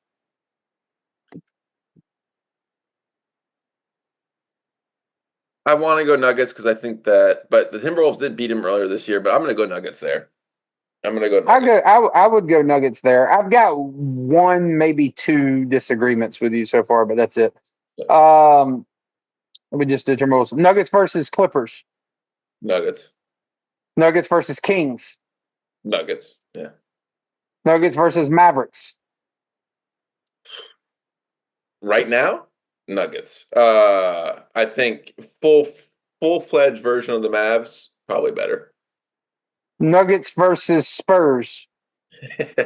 The Nuggets would win that one pretty. It's going to depend on when Wemby's shooting night. He's 12 of 12 from three. Nuggets are screwed. Mamu does like average like 25 points a game against the Nuggets over his career. So like I guess maybe that counts for something. Nuggets versus Blazers. I'll take the Nuggets again. Nuggets versus Pelicans. Nuggets could beat the Blazers with 4 people. That's well, they would have to get a center first before they could face the Nuggets. But I'll take the Nuggets again. I don't think Eve meets Nuggets versus Jazz. Nuggets. All right. So you have the Nuggets as the best team in the West right now. Yeah, I mean, I have them basically second best in the West. That's what I would say. Behind the Mavericks. On the Mavericks, yeah.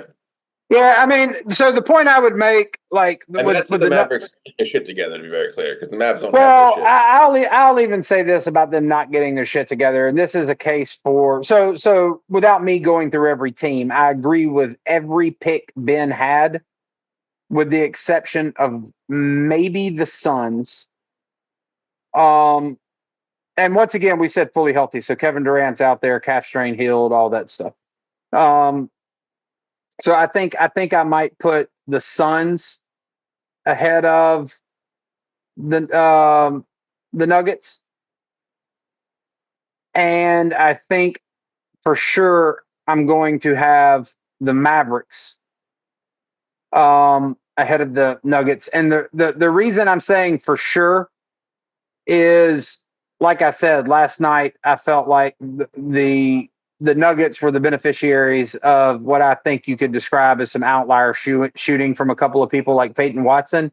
And it was also a game where PJ Washington and Derek Lively are not there. And especially when it comes to rebounding and perimeter defense, I think those are 2 really, really, really big losses for the Mavericks. So I think the Mavericks, even screwing around with Jason Kidd's stuff and Luka not playing 100%, they lose a game by 2 to the Nuggets without their best center and without their best perimeter defender. So, yeah, I'd have the Mavericks still ahead of them. The Thunder fully healthy. I've said it before.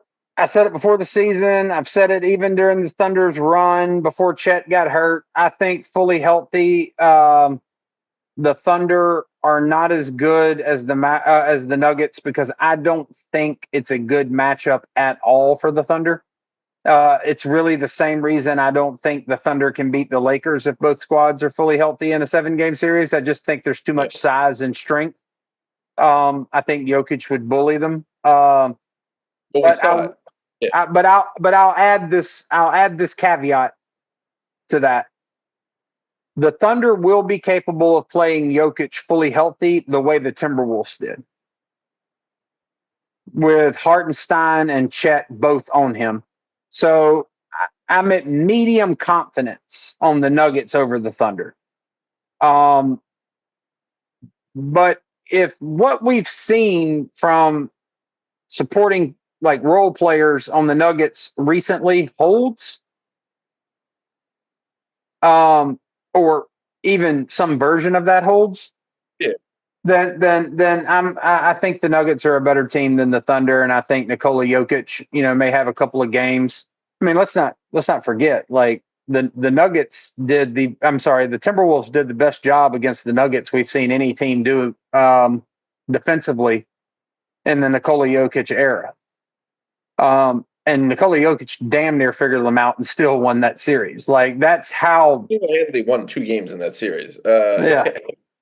Like it's unreal that series that they ended up losing that 7th game.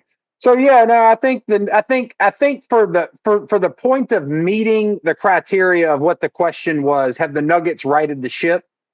I mean, you've got them as the first or second best team in the West. I have them, just for argument's sake, like as the second or third best team in the West. If everything broke against them, I'd still have them as the fourth best team in the West. That definitely meets the criteria for Yep. because in the East they would be kings. They would be, like they would be pillaging towns when they went on road trips in the East if they were over there. And I think that's about as good as a segue as we're going to find to our next topic, which is what in the hell is blue happening? hell? Yeah, what in the blue hell is going on in the East? So let's just take two things right off the top so we can have fun in this conversation. Boston and Cleveland are great. Yes. Cleveland's the biggest surprise of the season to me.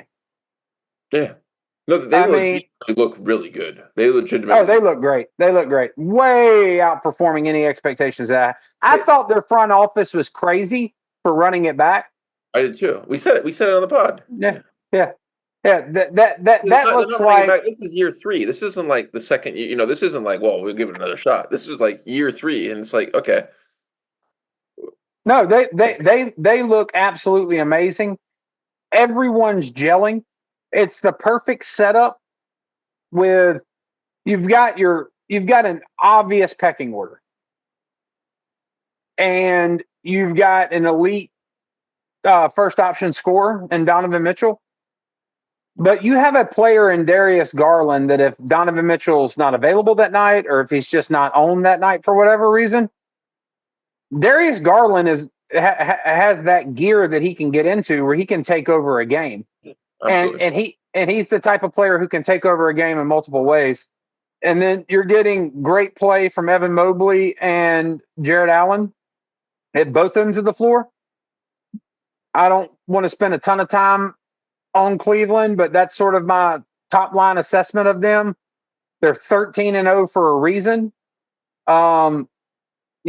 Thwarting everybody's expectations of the Chicago Bulls, handing them their first loss. They pulled off the win tonight. The Boston Celtics have dropped a couple games, but like they still just look like the Boston Celtics. Like they're just chugging along. Yeah. Yeah.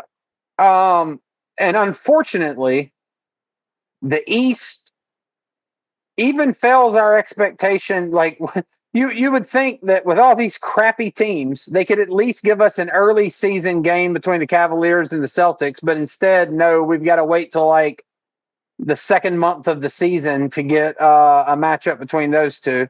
I think it's like the end of December or something when they finally square off. And I'd love to see it. Real quick with these two teams. First, let me ask you this: how many games does the Cavaliers win before they lose one? Oh, that could go. I was looking at that. Yeah. I'll rattle off their schedule for you real quick. So up next, they've got the juggernaut that is the Philadelphia 76ers. One caveat is I believe that will be Joel Embiid's debut. Well, now that Tyrese Maxey's out and returned. Yeah, I think that they've got the 76ers, they got the Bulls again, they got the Hornets. Oh no, I was wrong. They draw the Celtics in a group stage game November 19th. Ooh. The NBA gods Boston wins that game, I think. In season tournament, Cavaliers Celtics in Boston. I think everybody's got that one circled on the calendar. I obviously did not because I didn't know it existed until just this moment. But I'm adding it to the calendar. I'm excited about it now. I think it's going to be the best game of the season so far. Yeah. But I think that will be. I think that is. I mean, the East is hilarious. You got one team which is 1,000% winning percentage. Well, let me go ahead and write this on my calendar. Ben Staten gives Cleveland Cavaliers first loss Tuesday, November 19th in season tournament in the TD Garden. By 7 points. Put it down. Yeah. 7 points right there. Yeah. You got Cleveland, which has, an infinity winning percentage because they won all, They won all their games. You got Boston, which is an 82% winning percentage. And then it falls off to the Pacers, who are a 500 team, and then the rest of the East is under 500. Like, this is one of the goofiest, one of the goofiest standing, seats. They have 2 teams in the Eastern Conference that are above 500. 2. The West has They 10. have 7 teams that have an under 40% winning percentage. It is, that the West has 3. And all those are the minnows, the Jazz, Pelicans, and Blazers. So let's go through these guys this way, and I'll give you some sort of form answers to this question. Yeah. Like some of these teams we were big on, the Knicks. All right. Yeah. Some of them we didn't think anything of, the Pistons. And then so my question will be, are you holding the stock that you bought in this team before the season? Or are you selling it? Or are you wanting to buy stock in this team? So I'll just go down the list. We'll start with the first 500 team, the Pacers. Buy, sell, or hold? I'm gonna hold. They kind of basically are what they are, what I thought they were going to be, which is a team that can beat good teams on a given night, and then we'll lose to like the Pistons on the next night. Like I think that they have, I I think I had them as like a 6 seed going into the season. I think that they're, they're the 3rd seed right now, but I think that they're playing at the 6 seed level basically right now. The one worrying sign is that Halliburton has been atrocious to begin the year. He had a big game last night, but other than that, he's struggled. He's had 2 good games this year, I think. Yeah, and because everything else is working well for them. I mean, they got Turner, Mathurin, Siakam have all played well. McConnell's McConnell. Nembhard, like Shepherd. Like things are falling in there. They just need their main player to do that. And but I think Halliburton will. Like I don't think like Halliburton's suddenly going to become a bad player. I'm also holding, but I'm actually gonna ramp it up a notch. And I'm gonna say I'm buying, and the reason I'm buying is because I also had them as a 6 seed, and the reason I'm buying is as I look down this list, I see one team that I have a reason to hold in higher regard than the Pacers. That's the Knicks. And maybe one other team that when they get fully healthy will be better than the Pacers. But that would just put them as a 5 seed, which is still a notch higher than I had them. So I'm going to buy. And I think that the reason is that they're able to stretch the floor with Turner. They play at incredible pace. They have an elite level point guard who, once he gets back to form, is really good at creating for others and can score in bunches. But even when that's not working for them, they have the best backup point guard in the NBA. Yeah. No, 100. I think that last part's key. So yeah, I think you're right. I think I'll say that I'm buying. Marginal buy is probably a good way to put it. Yeah. I'm not. This isn't JJ Redick Coach of the Year type stock buying. Like I'm not Morgan's house and pushing all my chips in the middle of the table. I'm just saying I'll take a few more shares of the Pacers because the competition in the East is so abysmal. All right, The Magic. What was Paolo's coming back this year, right? Yes, Paolo will be back this year. All right. I think they were really good. They look really good with him. They look like they don't know how, like they look really bad without him. I'm gonna say I'm selling because I think he's out for such a long period of time that this is a team I've had more like in the 4 or 5 seed range. I think they're gonna be a play-in team by he'll be reevaluated in 4 to 6 weeks. So I'll put it as a hold because they were this conversation would be different if he stayed healthy because they were really performing well. If he stayed healthy, I've got them as a clear number 3 seed in these. Yeah, the wheels are just falling off because they can't get any offense without him, which is a big warning sign, just to be very clear. But he does rectify that issue. Yeah, I think I'm going to hold on the Magic because currently they're a 4 seed. I don't think that's going to hold very long. I think that they're still just feasting on wins that Paulo helped them rack up in the very beginning. I think they're going to keep slipping in the standings, but I think assuming that Paulo's coming back in, let's say, 6 weeks, we can even say 8 weeks. Paulo comes back in 8 weeks. I think that team can climb back up into the 5, 6, 7 range, which is about where I had them to start the year. I was a little more bullish on them than a lot of people. But a lot of my bullishness on them, they were ahead of my timeline. I was very excited about the Magic. I thought they were going to have a better year than they did last year, but I thought that they would they were really going to start cashing in next year. All right, so we're both. You said selling or holding on the Magic? I'm holding. I'm holding too. All right.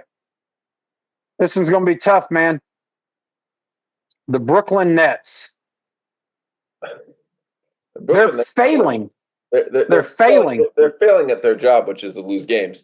Yeah. But I think that they will get back to losing games. They're going to trade away every single good piece that they have during the trade deadline. You can be sure of that because their goal right now is to get the best draft pick possible. And they're now basically a 500 fucking team. So I wouldn't be surprised to see. They're 5-6, 6.5 games out of first place. It's so funny to say 6.5 games out of first place, 12 games into the season, and be talking about the 5th seed. But yeah. So lost more than half of your games, and you're only 6.5 games out of first place. I can't really say sell because I had them as the worst team in the East, I believe, but I think that I'm going to hold. I think that they're going to end up in that same range. It's weird to even evaluate them in this way because I agree with you. Like I remember well when we did our Eastern Conference power rankings to start the season, we had a batch of teams at the bottom that we put in a tier that we titled "Nobody Cares, Nobody Wants to Talk About Them." Yes. I think what's interesting is I think that they've got a couple of guys. So I was actually interested to see what Ben Simmons would look like upon his return because Ben Simmons at his best is a really, really, really good basketball player. Yes. I think Ben Simmons had 12 assists tonight on 70% shooting. Yeah. 8 points, 70% shooting, 12 assists, something like that. And then of course he gives you he's a really versatile defensive player. And then you've got a player like Dennis Schroeder, who honestly, I think Schroeder's really low key one of the more underrated winning basketball players. His style of basketball. I think the Lakers, if they could swap him for D'Lo, would be greatly improved overnight. 100%.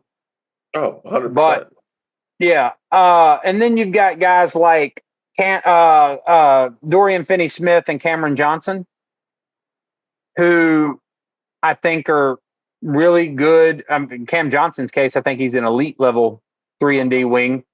And Dorian Finney-Smith is a really good 3-and-D wing. I like Nick Claxton. I don't think he's the best center in the league, but I like him, and I think he's a really good player. And then, honestly, I think the guy who's the biggest problem for the Brooklyn Nets is Cam Thomas. That little bastard won't stop scoring, and that they need to lose some games. And he's just been sort of like a microwave scorer off the bench for them. Or he's not. I'm sorry, he's not off the bench. He's clearly a starter, but he's just a microwave scorer. He's just going out there and He's never seen a shot he didn't like, and he's putting it Yeah, up. And he's never passed the ball. Actually, I don't think. yeah, You know, but he's winning. He's causing the problem though is like there are games where you watch Cam Thomas and you think to yourself, like Cam Thomas is interesting because if you watch the Brooklyn Nets on Monday night and you've never watched them before, you could watch that game and then call me and be like, "Hey, I watched that guy you told me you wanted me to watch, Cam Thomas." Yeah, he's not a real basketball player. Like this guy's out there, and like I wouldn't want him on my team. And I'd be like, all right. And then I could tell another friend, hey, the Nets play Wednesday night. I want you to watch this guy, Cam Thomas. And then him call me back and be like, Cam Thomas is an all-star. That and the crazy thing about Cam Thomas is in both of those nights, he's going to get you points. I mean, the guy is currently averaging 24.5 points a game on 43% shooting and 35% from three. Like, yeah. Cam Thomas stays on this trajectory. He's not only going to cost the Brooklyn Nets Cooper Flag, he's going to be in the All-Star game. No, I completely agree. Yeah, and he should. He's averaging 25 a game. You know what I mean? Like, Yeah. But yeah. All right, what do we got next? Who we got next? So I'm Yeah. guessing by your reaction to that, the Brooklyn Nets are still in that. Nobody cares. They don't want to. Yeah, I have. We'll give it away. No, I think that. Yeah, I think that if we played this team out for 82 games, then I would say bye. But this team is going to be gutted. It's going to be gutted. It's going to be gutted fast. That's basically my takeaway with them. Because they played I really well. think The that coach if deserves you're a lot of credit. Yeah. the biggest impact the Brooklyn Nets are going to have on the NBA season this year, as a result of how these guys are playing, is that every one of them are going to play themselves on to good teams that think they can compete in the playoffs this year before the trade deadline.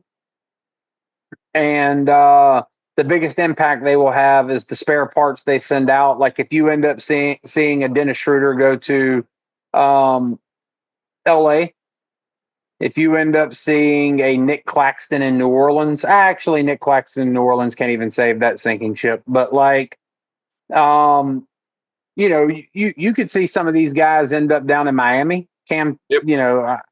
So I think Cameron Johnson down in Miami could be interesting. That's the biggest impact they'll have on the season. Up next is their crosstown. I don't even know that you could call them a rival, but crosstown NBA team, the New York Knicks, buying, selling, trading. They're going through natural growing pains right now. The one concern is Cat's letting in something like 90% shooting at the rim, like 92. 92%. I'm That willing. means you and I can score against Cat at the rim. Yeah. I'm going to say it's probably a little bit of just a statistical aberration, but I'm not worried about them right now. I don't see any reason to worry. I think that they have to they're incorporating two major pieces of offense, and they've lost two major pieces of offense from last year. It's just like there's a lot of change. It's a completely different type of system. It's going to take some growing pains. I don't know. I say hold. I'm not. Nothing they've shown me is lead me to believe more bullish either. Like I'm not saying, oh my god, they're going to be much better. But I think I had them second or third, and well, let's put it this way. I would put them in third right now in the East. That's where I would put them. So I think they may have had them second. So I guess I would before the season. I guess I would technically be selling on them, but I have them in the same general tier. I think that Well, man, it doesn't necessarily mean that you're selling on them. I mean, like I don't think that this buy sells hold. I don't necessarily mean do you think they're better than you or worse than you predicted. More just where do you see their prospects landing? I think it's the same as before. I would say hold. Okay. Well, I'll definitely say hold. Although I think there's some risk in holding if they're actually stocks. for the points of this conversation, there's zero risk in any of it because nothing's going to happen to either one of us if we're right or wrong. But I think that the reason I say there's some moderate risk in holding is that I had them as the second best team in the East. I'm not convinced that that's true anymore. I'm less bullish on that because I think Cleveland could be a contender for that spot, or certainly is a contender for that spot. But the return of Mitchell Robinson, which they expect to be sometime around January, that's going to be a huge thing. Yeah, that's going to be a huge thing for them. I think that you still, I think Knicks fans still need to exercise a little caution because the integration of Mitchell Robinson with Cat's going to also introduce some kinks that have to be worked out. But I think all in all, I'm not worried about the Knicks. I mean, honestly, if I was to shop around the league for a team to compare them to, who I would kind of put in the same category as the Mavericks. Yeah, I was going to say that. Yeah, I think that what you're looking at is the integration of key pieces that actually either necessitate, or I think in New York they necessitate a difference in your style of play with Cat. Yep. I think in Dallas, Klay Thompson doesn't necessarily necessitate a change in style as much as it sort of whets the palate of Jason Kidd's imagination and gets him just sort of ruminating about the possibilities, and he starts to try to, come up with new schemes to work him in. But I think the Knicks are going to be fine, man. I like everything they have there. I think Miles Bridges, Josh Hart, Miles McBride. I mean, I think he's been impressive. I think Jalen Brunson's going to be fine. All this just takes some time. Agreed. All right. Going down the list. Your favorite team in the East to talk about? The Miami Heat. Heat culture. Oh, I'm done with them. No, you just take that 4-5 team down on South Beach. You look at Nikola Jovic, you look at Bam Adebayo, Terry Rozier, Tyler Hero. You look at Highsmith. Just sprinkle a little Heat culture on it, and that's going to become a championship team. You just gotta drop it on there. Yeah, this team makes no sense. I still don't understand why Terry Rozier is on there. Bam and Butler have had bad beginning of the year. I'm just fully out. I think Jaquez had a great beginning of last year. I think he that gave people some fool's gold about how good he's going to be. I think he's going to be a good player, but there are people that were hyping up as a potential all-star at points last. I don't see that. Jovic has some interesting things, but I think I think people like the idea of Nikola Jovic better than what Nikola Jovic actually is. I think this team's window is shut, and I think that they're going to end up in the play-in, which is where they are now. So I think that if we're just going off based of where they are now, it's a hold to sell, but this team doesn't threaten me at all. And I think you can see that in how the rest of the East sort of lines up against them. They don't seem to feel particularly worried about them. So I, once again, kind of think this is a little bit of a tricky thing, because if the question was, are they contenders in the East? It's sell, no questions asked. I'm not even thinking about it. But my problem becomes, I'm looking at the Magic reevaluating Paulo Banchero in 6 weeks. Reevaluating in 6 weeks doesn't mean coming back in 6 weeks. No, I mean, it's coming back in 10, 8 to 10. Brooklyn Nets, they're ahead of them, but I mean, that's going to be a pipes you pull at auto parts store here pretty soon, where the NBA is just going to descend on that team like a, swarm of vultures. Yep. I think that the Pacers are definitely going to stay ahead of them. The Magic definitely could. but it's not guaranteed. I think the Knicks will. Then I start looking below the Heat, and I don't see a lot of upward pressure on the Heat. I think the Heat can be a bad team and be in that 5-6 seed. And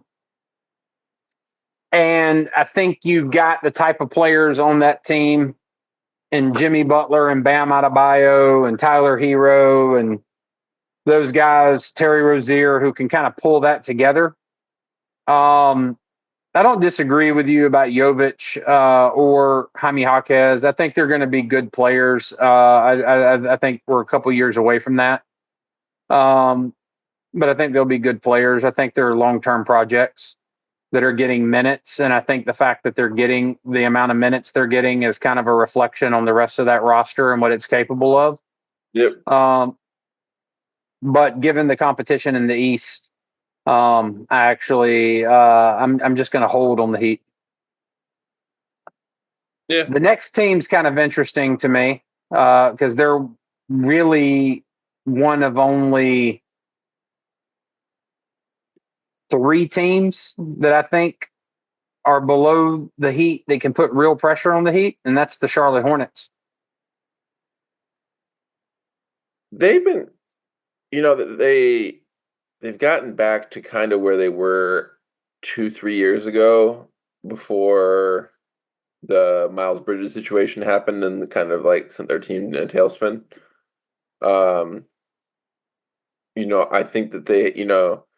I think that they have potential for a dynamic and really fun offensive team with Ball, and Miller, and I think that they make a good combination.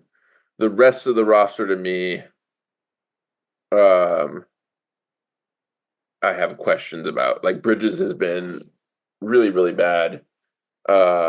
Richards has not impressed me as starting center. He gets decent stats. I think he averages double, like 11 and 10. But his positioning on defense is just he has kind of a space cadet element where he's just randomly like in most bizarre and unexplainable places on rotation sometimes. And then like Trey Mann's been kind of a revelation. I think he's going to be a good backup point guard. But there are other pieces: Josh Green, Grant Williams, Seth Curry. Nothing too scary. But I think that this team could be could end up on the bottom of the plan. Like I could definitely see them in like the 9-10 range. I think that's. I definitely think they're a play-in team. I'm buying them, given that I had them at the absolute bottom of the barrel. Yeah. To begin the season, Miles Bridges averaging 15 points. I do think that the big thing with the Charlotte Hornets, sort of the surprise, has been Trey Mann. But LaMelo Ball and Brandon Miller are solid. LaMelo Ball is an insanely talented basketball player. Brandon Miller is going to be a really good NBA player. I think given the state of play in the East, I'm buying the Charlotte Hornets. The Chicago Bulls. They're where they thought. I thought I had them. Like it's not really a functional team. I think that they're still having some growing pains incorporating Giddey. Levine has shot pretty well. They can't get any stops on defense. This is a team that's going to win like 30 games. I think that's kind of where I had them before. So I would say hold. No, I haven't seen anything that's really popped either way for them. They've kind of been what I thought they were going to be. Yeah. I mean, in the sense that, like, I don't think they're going to be where they're at right now. I'll say sell. I don't find them to be a particularly interesting team. I also don't think Zach LaVine's going to be on that team at the end of the year.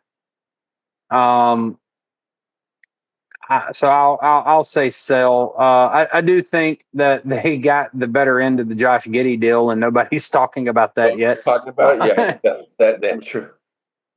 Yeah, I mean, I'm not even sure what OKC got out of the Alex Caruso thing. Everybody's still talking about it like it's been the most incredible thing ever. But he's a good defender. But not to belabor the point, I'm going to add them to the Nets as the only two teams I'm selling on yet thus far. What about the Pistons? They're definitely a buy from where I had them beginning of the year. I agree. Do I think that they are going to make the playoffs? No.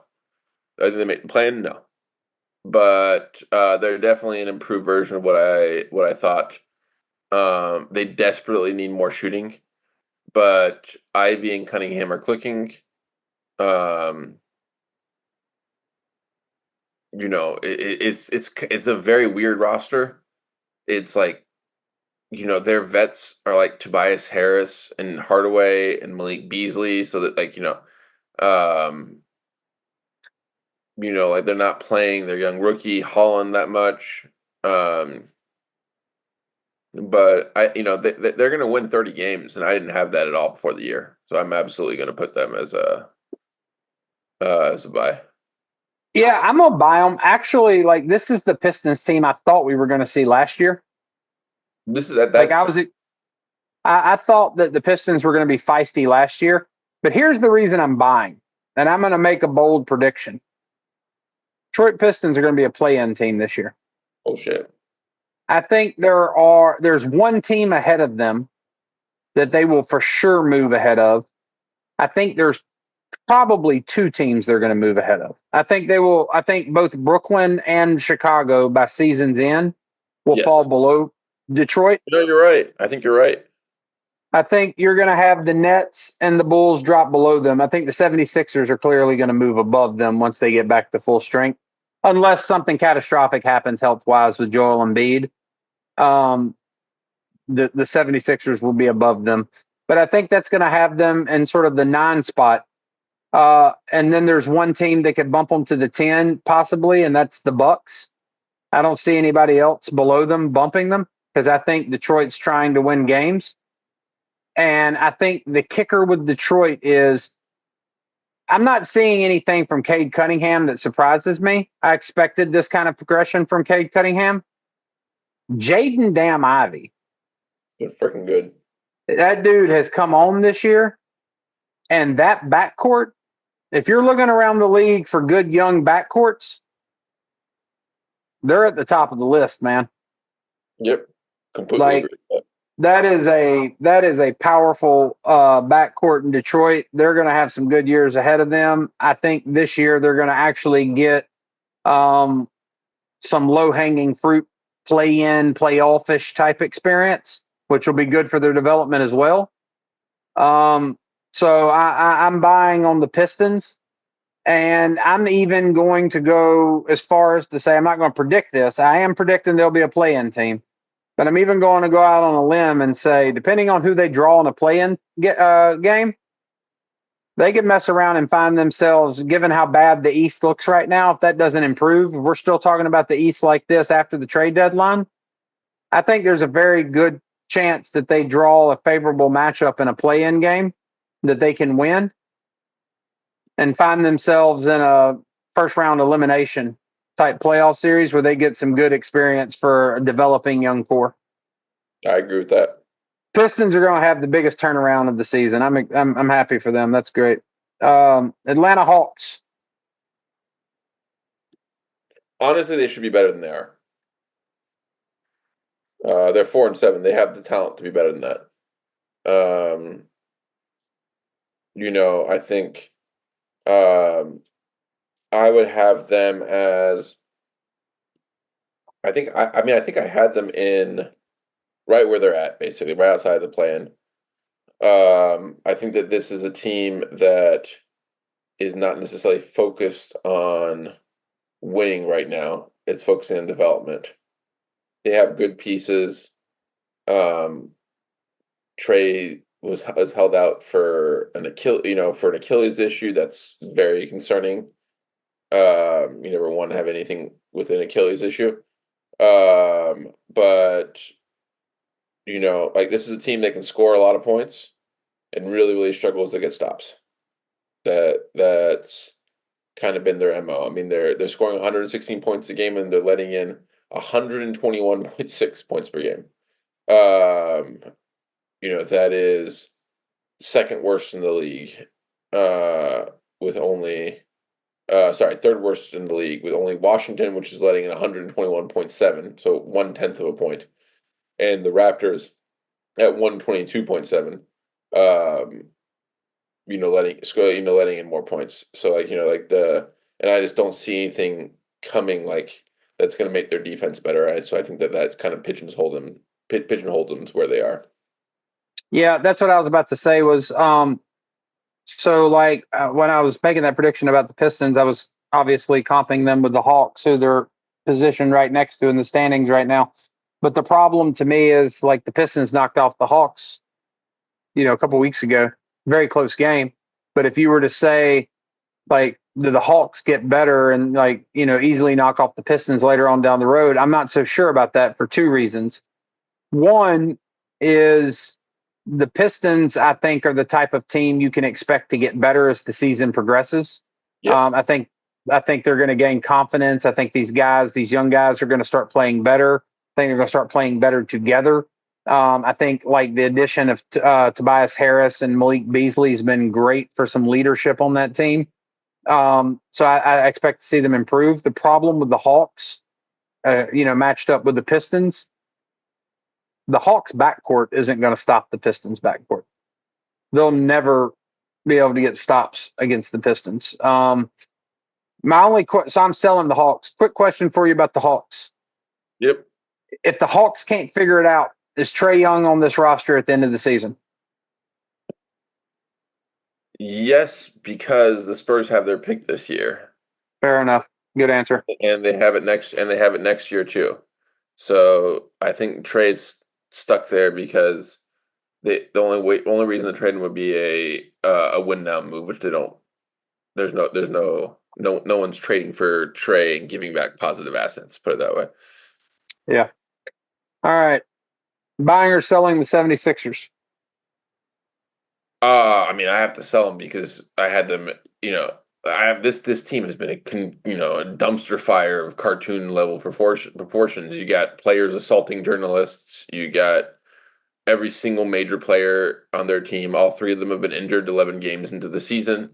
The guy who assaulted a journalist was injured at that time.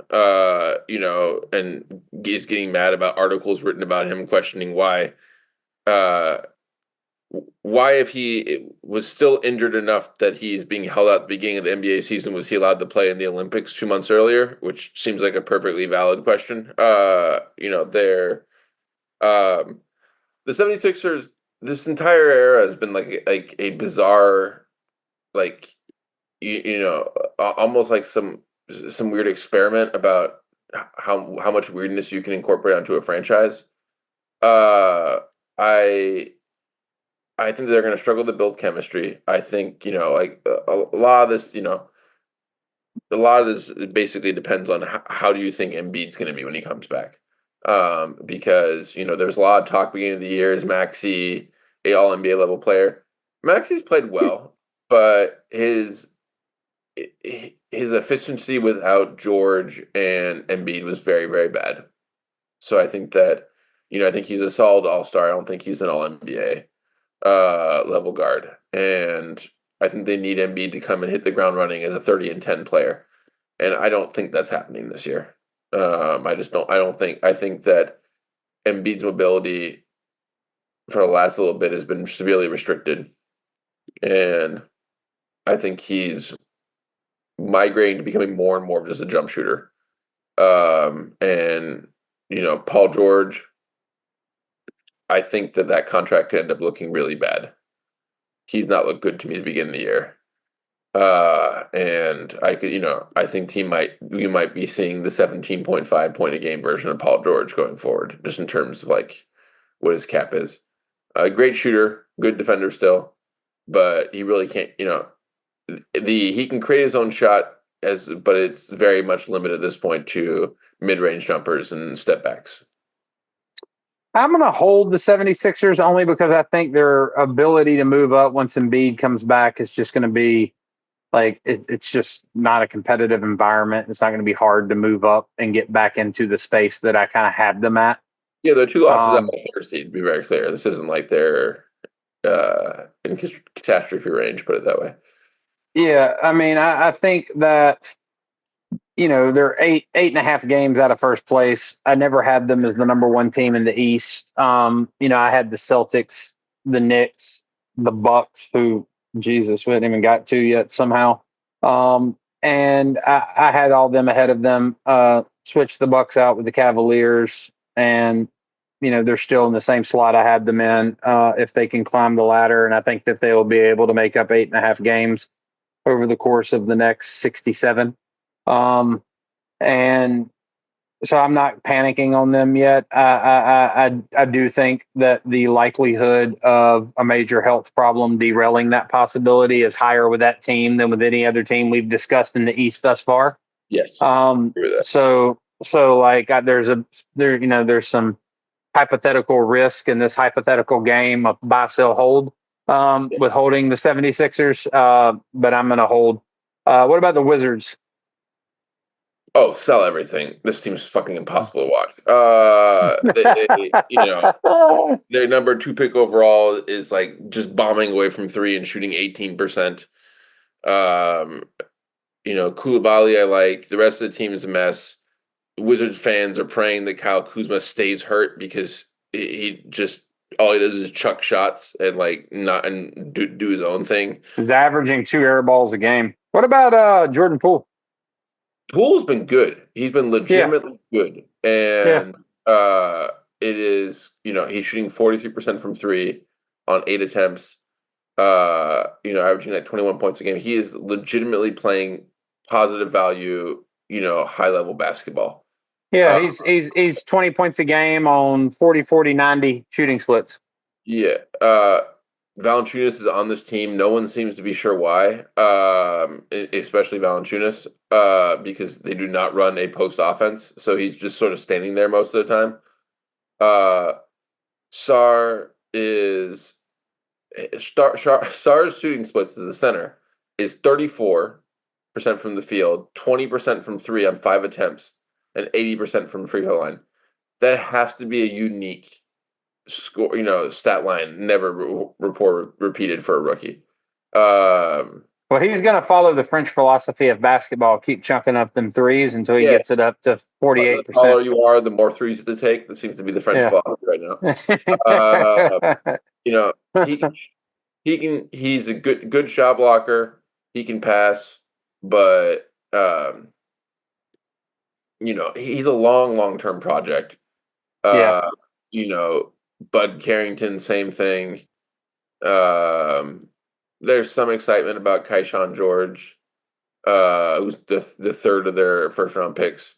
But these are all this is a team that's building that's building in a way looking to find its core piece, and it's just a bunch of role players trying to get right now. But I will say this: Jordan Poole, props to him because he came in last year and are clearly in a bad headspace, was not taking the game seriously, and there was no reason to expect that to get better this year. And he's come out and played like a true professional. I'm selling the Wizards, but I agree with everything you said. I'm happy for Jordan Poole, like how he's playing, like how he's conducting himself. Kyle Kuzma, one of the more bizarre people in the NBA, truly in every sense of the word. I don't think like I'm certainly not someone who believes that the Alex Sarr pick was just like a mistake. I just think he's very raw, and what you were betting on getting from him is 3 years it's a diamond you're going to have to cull out over the course of a few years. And I think actually, we failed to mention his name, but I think it's worth going back and plugging him and one of his teammates. I think Jalen Johnson for the Hawks and Zachary Risachet. Like I like some of what I've seen from Risachet. I actually think he was the best French player taken in the draft this past year. I would agree. But I'm selling the Wizards. In fact, if I owned the team, I would sell the Wizards and would be done with it as quick as I could be.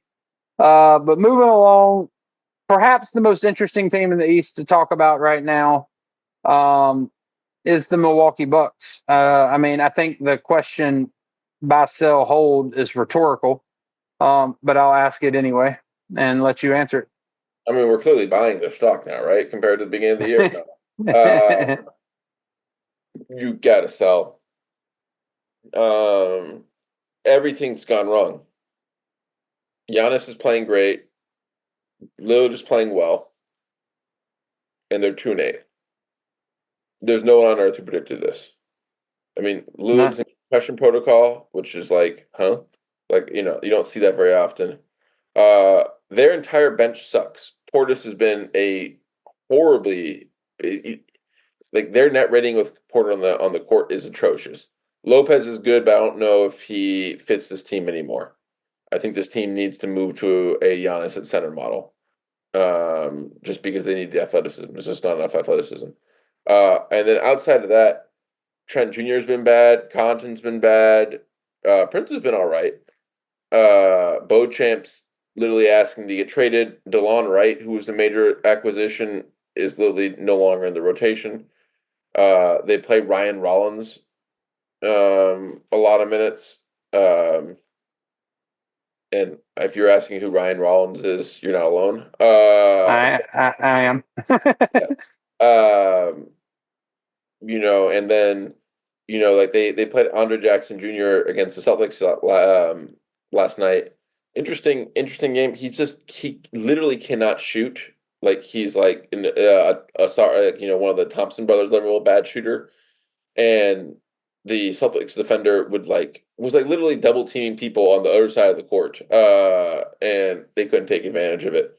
So I think that there's just systemic problems. I would expect them to fully rebuild their bench during this year, over the course of the year. I think you're going to see guys like there's no reason why Markelle Fultz, Dennis Smith Jr., Lonnie Walker, why one of those three or all of those three are on the bench for this team, because they are better than pretty much any bench option they currently have.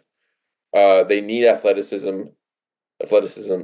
I you know I Giannis is still at his peak the most unstoppable player in the league. And he's averaging insane numbers this year. It's a true travesty how this is sort of blown up. I don't necessarily think anyone's totally to blame, but I mean, I think the front office has done years of bad drafting, and just sort of poor building around the edges. I still think the Lillard trade made sense and the time frame, but it's just sad, man. At this point, it's just sad. You don't like the way it's coming out. I'm gonna blame the front office, Yeah, because look, I mean, Dame Lillard's averaging 26 points a game, 61% true shooting percentage, 44, 34, 90 shooting splits. yeah, And if somebody wants to point to me and say, well, yeah, but look at him defensively, I'm going to say, I'm sorry, when he left Portland, was everybody saying, like, here's an elite perimeter defender? No. Like they knew what they were getting when they got him. Like, if you're going to bring him in, then you need to have a perimeter defender that can, pick up the best perimeter player on the other team.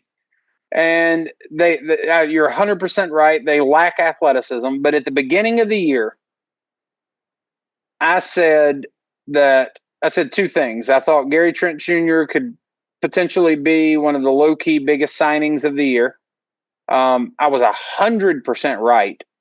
Only in that he was the biggest signing and that he was so disappointing that it completely submarined the entire organization, because they have zero perimeter defense and yeah. they lack athleticism. I agree with you. The only out for this team is to move Brook Lopez to bring in like someone who's an athletic perimeter defender. But like at the beginning of the year, I said, look, if Giannis and Dame are playing well, the Bucks are going to be good. Mhm. Giannis and Dame are playing well, and the Bucks are awful. Yeah, this is about as bright of flashing lights as you can possibly have. Just to be This is beyond flashing lights. This is Chernobyl. This is a broken organization that's in the midst of a meltdown. Yep. I think that. Do I think it's possible to right the ship? Yes, because I think when you have players of Giannis's and Dame's caliber, you can right the ship. I don't think you are going to right the ship with the locker room as it is. I also think, Giannis looking off camera the other day in the middle of an interview, have no idea who he was talking to. He could have been talking to Connaughton, could have been talking to Lopez. He could have been talking to the guy who does the laundry for the team. I have no idea. But in the middle of an interview, he looks over to someone deadly serious. He's not joking. And he says, if you don't want to be here, you can leave. He could be talking to a reporter who's just tired of covering the shit in Milwaukee every night. I have no idea who he was talking to. But if he was talking to another player, that's that's the end of the season. I mean, I agree. That's civil war in your locker room. I just think like Giannis is the type of player who will tinker with the front office, make demands, be very insistent, make public cues. It can be LeBronish. And I think that there is very little chance that we're going to see the Milwaukee Bucks make it to the finish line with this roster and not make a trade. Whether it's Bobby Portis or Brook Lopez or both, I don't know. But I think you're going to see a big move from Milwaukee in an effort to right the ship, because I feel like there's an awful lot of pressure on that organization to please Giannis. Yep. Because I think Giannis's patience with Milwaukee is running thin. Here's our next 5 games: Toronto, Detroit, Charlotte, Houston, Chicago. How many of those games did they win? If they don't, I think that realistically you would say 2 or 3. If this team doesn't go 4-1 or better in that 5-game stretch, I think their season's over. I think it's just like it's just over. Realistically they need to sweep the rest of these. I think they can beat Toronto. They can definitely beat Detroit. They should beat Charlotte. Houston's right now probably too much for them. They should beat Chicago. But I'm going to go back on the Detroit thing and say, like, do I think they can beat Detroit? Yes. I mean, I think that Detroit's backcourt puts so much pressure on you, and their perimeter defense being such a weakness. I think that Detroit's not going to be an easy out. No. Really, Detroit's not going to be an easy out for anybody in the East, except for maybe Boston and Cleveland. Because even with the Pacers, you've got speed on Detroit's team, which is what you need to deal with Boston with Indy. So, if you put a gun in my head and said bet on the Milwaukee Detroit game, based on what I've seen thus far, I think I'm going with Detroit. Yeah. I mean, it's hard to bet. And the other thing is, spiraling teams tend to continue spiraling. There's just very rare. It's very rare for a team that's spiraling to the degree of people saying, if you don't like this, leave in public. Your main star. Others riding the ship. Like we talk about Jokic riding the ship. Denver wasn't this bad. Denver was like 2-3. At the beginning of the year when we're talking about that. But this is, this is catastrophically bad. You rarely see things get righted to the degree that they would need to be competitive. So yeah. So I'm gonna make a contrarian prediction. Yep. I think they're going to beat the Raptors because the Raptors aren't at full strength right now, and the Raptors are the one team we haven't discussed, which means that the Raptors are the one team that's having somehow a worse season than Milwaukee. So I'll give them the Raptors. But I think it's entirely possible that Detroit's backcourt carves them up. I think it's entirely possible that the Hornets beat them. Yep. I think it's probably likely that the Rockets beat them. And I don't know what'll happen with the Bulls. Bulls are another one of those teams that are just kind of feisty. Yeah. So this is my contrarian prediction, is that the best thing that can happen to the Milwaukee Bucks is that they go 1-4 or get swept in that 5-game stretch you just mentioned. But you can actually go 6 games, throw the Pacers in there. Yep. and say they go 1-5 in that 6-game stretch, and you hit full on Chernobyl meltdown, evacuate the town. Giannis is getting shopped around territory. I think that's Giannis is demanding a major move be made. Yes. And that the reason I say that's the best thing that could potentially happen for their season is that's the thing that puts the pressure on the front office to capitulate to Giannis's demands and start to try to make some moves. I don't know what moves can be made. I know the Lakers are very interested in Brook Lopez. I don't know what they can offer because, I think there are very few players in the league who could go to Milwaukee and make their defensive backcourt worse, but D'Angelo Russell would be one of them. They're not if they take D'Lo the series, then they just made themselves worse. Congratulations. Yeah, if I was Giannis, I'd go sign to play with that team in Israel with Pat Bev if if they took D'Lo. But I'm not saying that they're gonna capitulate to a trade with the Lakers. My only point would be in that situation you could see them moving on and trying to take some athletic wing player or some athletic perimeter defender that quite honestly is not as good as Brook Lopez because they feel the pressure to just make a move and try to shore things up and take your strategy and move Giannis to the 5. Because I think that at that point, I just don't know what else I don't know what else you could do. You could also see a 3-team trade that moved D'Lo to Brooklyn or something like that and sent Dorian Finney-Smith or Cam Johnson or something to Milwaukee. So I don't know, but I'm definitely selling the Milwaukee Bucks stock because I just can't see the positive outcome that comes from this. I'm not completely shutting the door up. Get whatever cents you can get back on the dollar, even if it's like a cent, just take it now. Burn everything else. Yeah. Yes. Yeah. Buy a TVIX index against this team, but I'm not completely shutting the door because when you have two players like Giannis and Dame, something can happen. But it's bleak, man. It's so bleak. And it's unfortunate because Giannis is, like you said, one of the most unstoppable, if not the most unstoppable players in the NBA. Yeah. Finally, the Raptors, buying or selling. I'm only asking the question because I don't want to be mean to them and talk about the other 14 and not them. But this is selling. They've been worse than we expected. Their defense is atrocious. They should be better than this.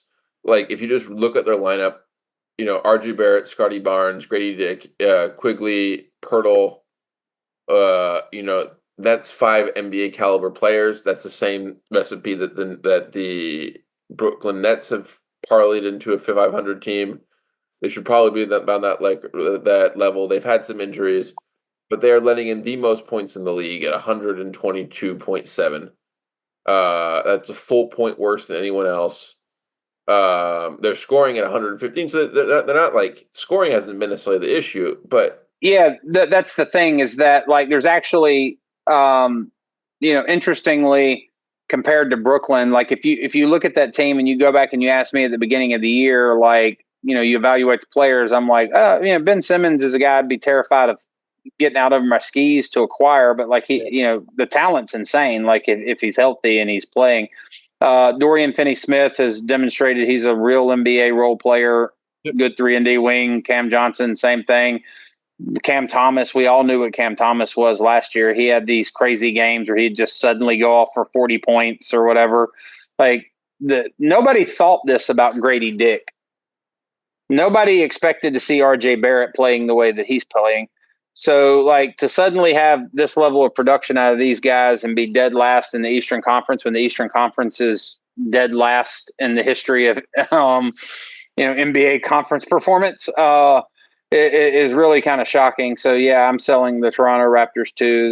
They're about as uninteresting a team as you could be. They do have some interesting young players, though, as you look forward. Yes. That in the next few years, Drake could have something fun to watch. Yeah. That I think that I think that it's also pretty clear to me they're just tanking. Like, this is one of those things. I think, like, they run some weird rotations not rotations. They run some weird lineups out.